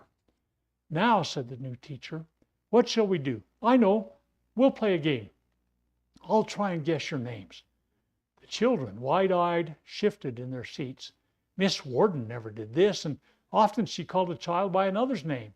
The teacher will never know all our names. Never, they thought. So they waited excitedly while the new teacher turned her attention to Sandra. Oh, yes, somehow she already knew Sandra's name. But how could she possibly know everyone's? They waited, glad that they were going to catch out the new teacher. But they were not to catch her out. The new teacher remembered every name. Johnny put up his hand. "How'd you know our names? We haven't had roll call or anything, so how'd you know our names?" "That's easy, Johnny," the new teacher said. "You all sit in the same places every day. Each desk has one pupil, so I learned your names from a list. I had to work for 3 whole days to remember your name. The teacher must work very hard to be a good teacher, so I worked for 3 days so that I could know each of you the first day. That's very important, don't you think, for a teacher to work hard?" Johnny frowned and half nodded and sat down and wondered why he hadn't figured that out for himself before asking, astonished that she had worked for 3 days just to know everyone the first day. But still, he hated her. Johnny, would you tell me something, please? How do you start school? I mean, what do you do to begin with? Johnny stood reluctantly. We first pledge allegiance, and then we sing the song. Yes, but that's after we call roll, Sandra said. You forgot roll call. Yes, you forgot roll call, Johnny, Mary said. First we have roll call, Johnny said, then he sat down. The new teacher smiled. All right, but we really don't need roll call. I know all your names and I know everyone's here. It's very lazy for a teacher to not know who's here and who isn't, don't you think? After all, a teacher has to know. So we don't need roll call while I'm your teacher. So we should pledge, isn't that next? Obediently, all the children got up and put their hands on their hearts, and the new teacher did the same, and they began in unison. I pledge allegiance to the flag. Up. Just a minute, the new teacher said. What does pledge mean? The children stood open-mouthed. Miss Warden had never interrupted them before. They stood and stared at the new teacher, wordless and silent. What does allegiance mean? The new teacher asked, her hand over her heart. The children stood in silence. Then Mary put up her hand. Well, pledge is, something like, sort of, when you want to do something very good, you sort of pledge you're going to do something, not like suck your thumb, because that makes your teeth bend and you'll have to wear a brace and go to the dentist, which hurts. That's very good, Mary. Very, very good. To pledge means to promise. And allegiance? Mary shrugged helplessly and looked at her best friend, Hilda, who looked back at her and then at the teacher and shrugged helplessly too. The new teacher waited, and the silence hung in the room, hurting. Then she said, I think it's quite wrong for you to have to say something with long words in it if you don't understand what you're saying. So the children sat down and waited expectantly. What did your other teacher tell you that it meant? After a long silence, Danny put up his hand. She never said nothing, miss. One of my teachers at the other school I went to before this one, Joan said in a rush. Well, she sort of said what it all meant. At least she said something about it just before recess one day. And then the bell went, and afterwards we had spelling. Danny said, Miss Warden, well, she never told us. We just had to learn it and then say it, that's all. Our real teacher didn't say anything at all. All the children nodded. They waited again. Your teacher never explained it to you? All the children shook their heads. I don't think that was very good, not to explain. You can always ask me anything. That's what a real teacher should do. Then the new teacher said, but didn't you ask your daddies and mommies? Not about I pledge. We had to learn it, Mary said. Once I could say it, Daddy gave me a nickel for saying it good. That's right, Danny said. So long as you could say it all, it was very good, but I never got no nickel. Did you ask each other what it meant? I asked Danny once, and he didn't know, and none of us really knowed. It's grown-up talk, and grown-ups talk that sort of words, but we have to learn it. The other schools I went to, Hilda said, they never said anything about it. They just wanted us to learn it. They didn't ask us what it meant. We just had to say it every day before we started school. It took me weeks and weeks and weeks to say it right, Mary said. So the new teacher explained what allegiance meant. So you're promising or pledging support to the flag and saying that it is much more important than you are. How can a flag be more important than a real live person? Johnny broke the silence. But the next thing is, well, where it says, and to the republic for which it stands. That means it's like a, he searched for the word and could not find it. Like sort of a sign, isn't it? Yes, the real word is a symbol, the new teacher frowned. But we don't need a sign to remind us that we love our country, do we? You're all good boys and girls. Do we need a sign to remind you? What's remind mean? Mary asked. It means to make you remember. To make you remember that you're all good boys and girls. The children thought about this and shook their heads. Johnny put up his hand. It's our flag, he said fiercely. We always pledge.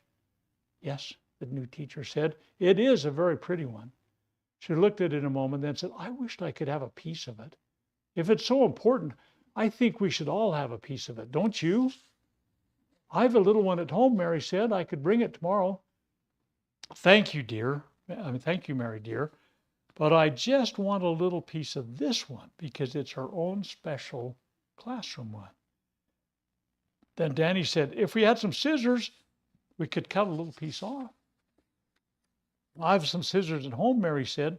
There's some in Miss Warden's desk, Brian said. The new teacher found the scissors, and then he decided who would be allowed to cut a little piece off. And the new teacher said that because today was Mary's birthday. How did you know that? Mary asked herself, awed. Mary should be allowed to cut the piece off. And then they decided it would be very nice if they all had a piece. The flag was special, they thought. So if you have a piece, that's better to have just one to look at because you can keep it in your pocket. So the flag was cut up by the children, and they were very proud that they each had a piece. By now, the flagpole was bare and strange and useless.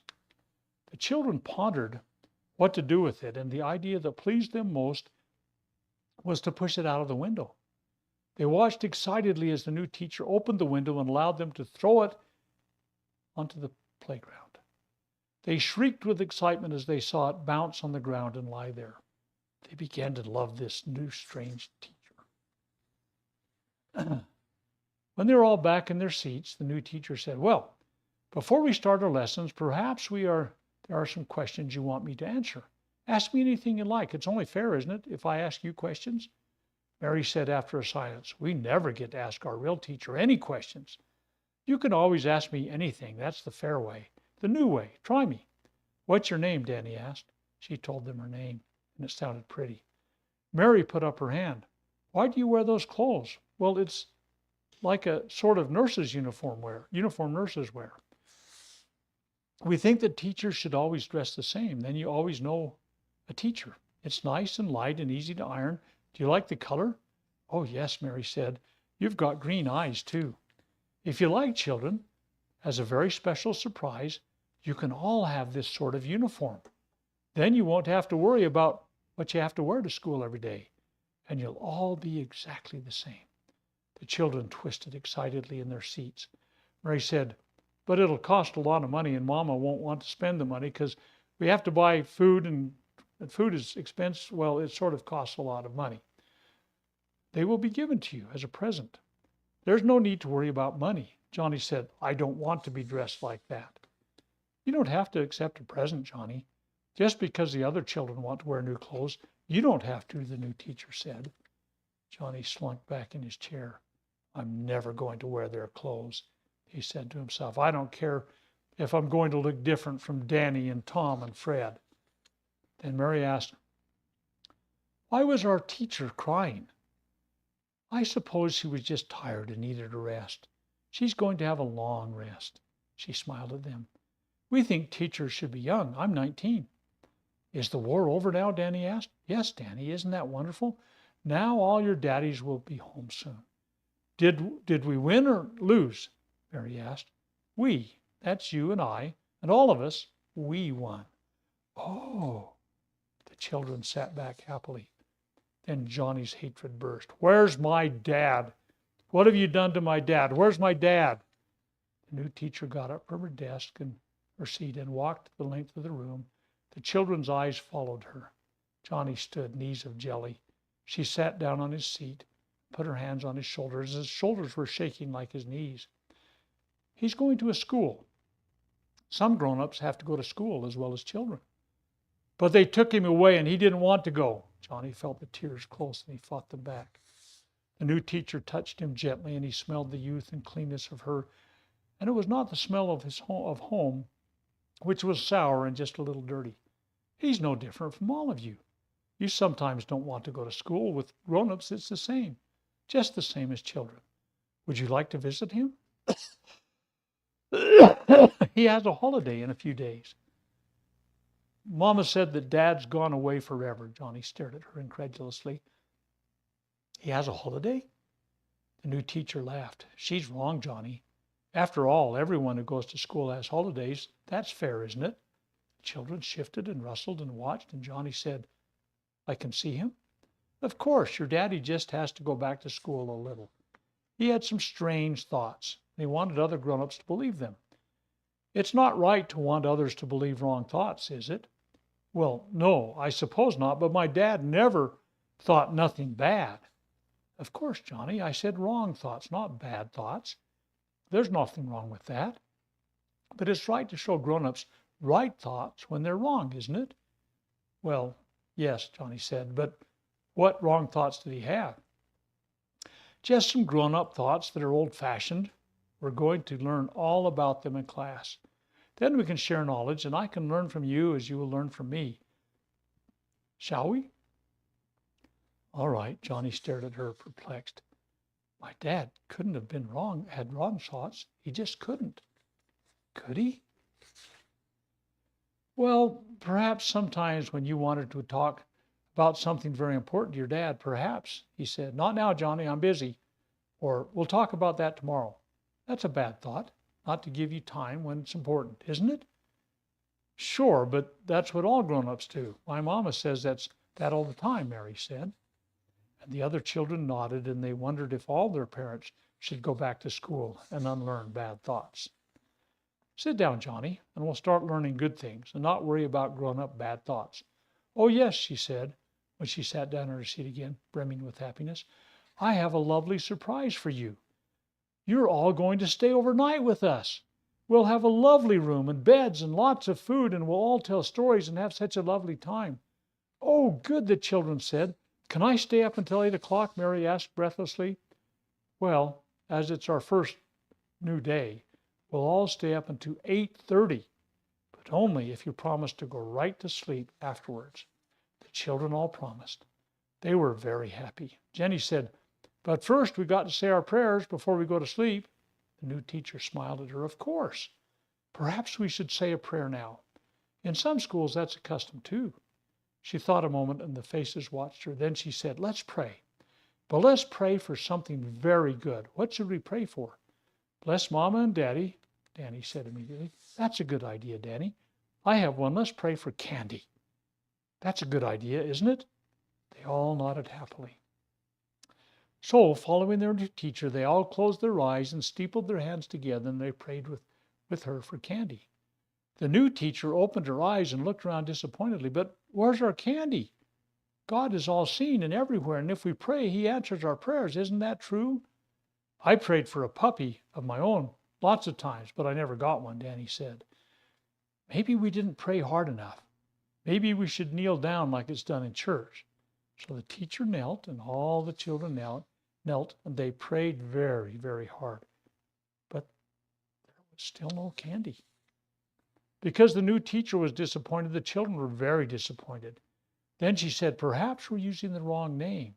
She thought a moment and then said, instead of saying God, let's say our leader. Let's pray to our leader for candy. Let's pray very hard and don't open your eyes until I say. So the children shut their eyes tightly and prayed very hard. And as they prayed, the new teacher took out some candy from her pocket and quietly put a piece on each child's desk. She did not notice that Johnny, alone of all the children, watching her through his half-closed eyes. She went softly back to her desk, and the prayer ended, and the children opened their eyes, and they stared at the candy, and they were overjoyed. I'm going to pray to our leader every time, Mary said excitedly. Me too, Hilda said. Could we eat our leader's candy now, teacher? Oh, let's, please, please, please. So our leader answered your prayers, didn't he? I saw you put the candy on our desks, Johnny burst out. I saw you. I didn't close my eyes. I saw you. You had them in your pocket. We didn't get them with praying. You put them there. All of the children, appalled, stared at him and then at their new teacher. She stood in the front of the class and looked back at Johnny and then at all of them. Yes, Johnny, you're quite right. You're a very, very wise boy. Children, I put the candy on your desks. So you know that it doesn't matter whom you ask, whom you shut your eyes and pray to God or anyone, even our leader. No one will give you anything, only another human being. She looked at Danny. God didn't give you a puppy you wanted. But if you worked hard, I will. Only I or someone like me can give you things. Praying to God or anything or anyone for something is a waste of time. Then we don't say prayers? We're not supposed to say prayers? puzzled children watched her. You can if you want to, children, if your daddies and mommies want you to.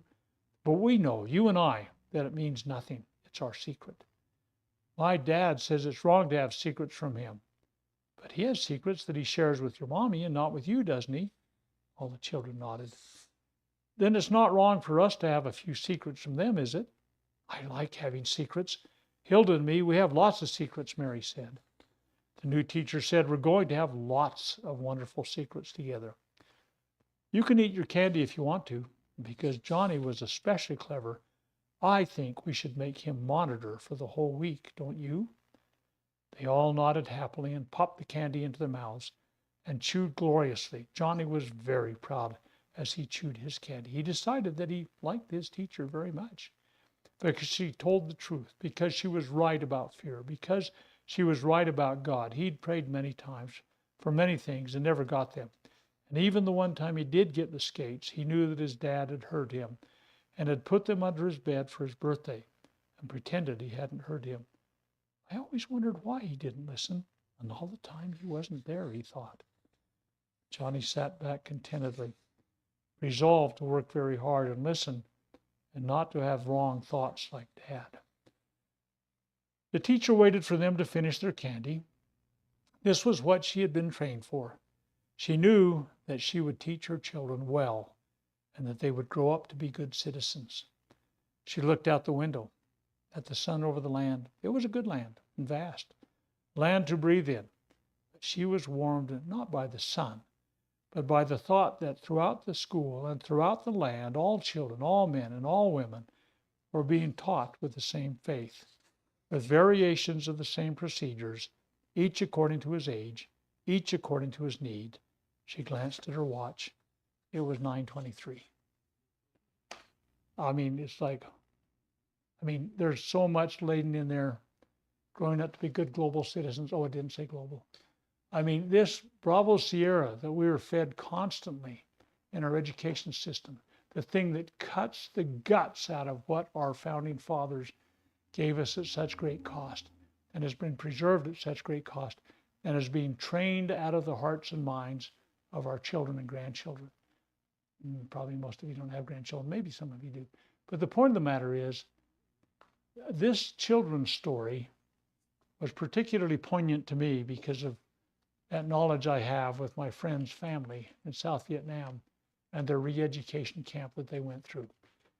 There has to be a new regime, a new thought process that takes over what we believe, and we're unseating the very principles that allowed us to become the greatest, freest, strongest, most happy, and most prosperous nation on earth, and it's being done without a thought. We have a ball game coming up pretty soon, I think, I've been told. Oh, it's the most major thing that happens this year, isn't it? At least this quarter. Everybody spends so much time and effort and energy preparing for and celebrating and participating in, watching, whatever. And we're letting the principles slip through our fingers without hardly a thought.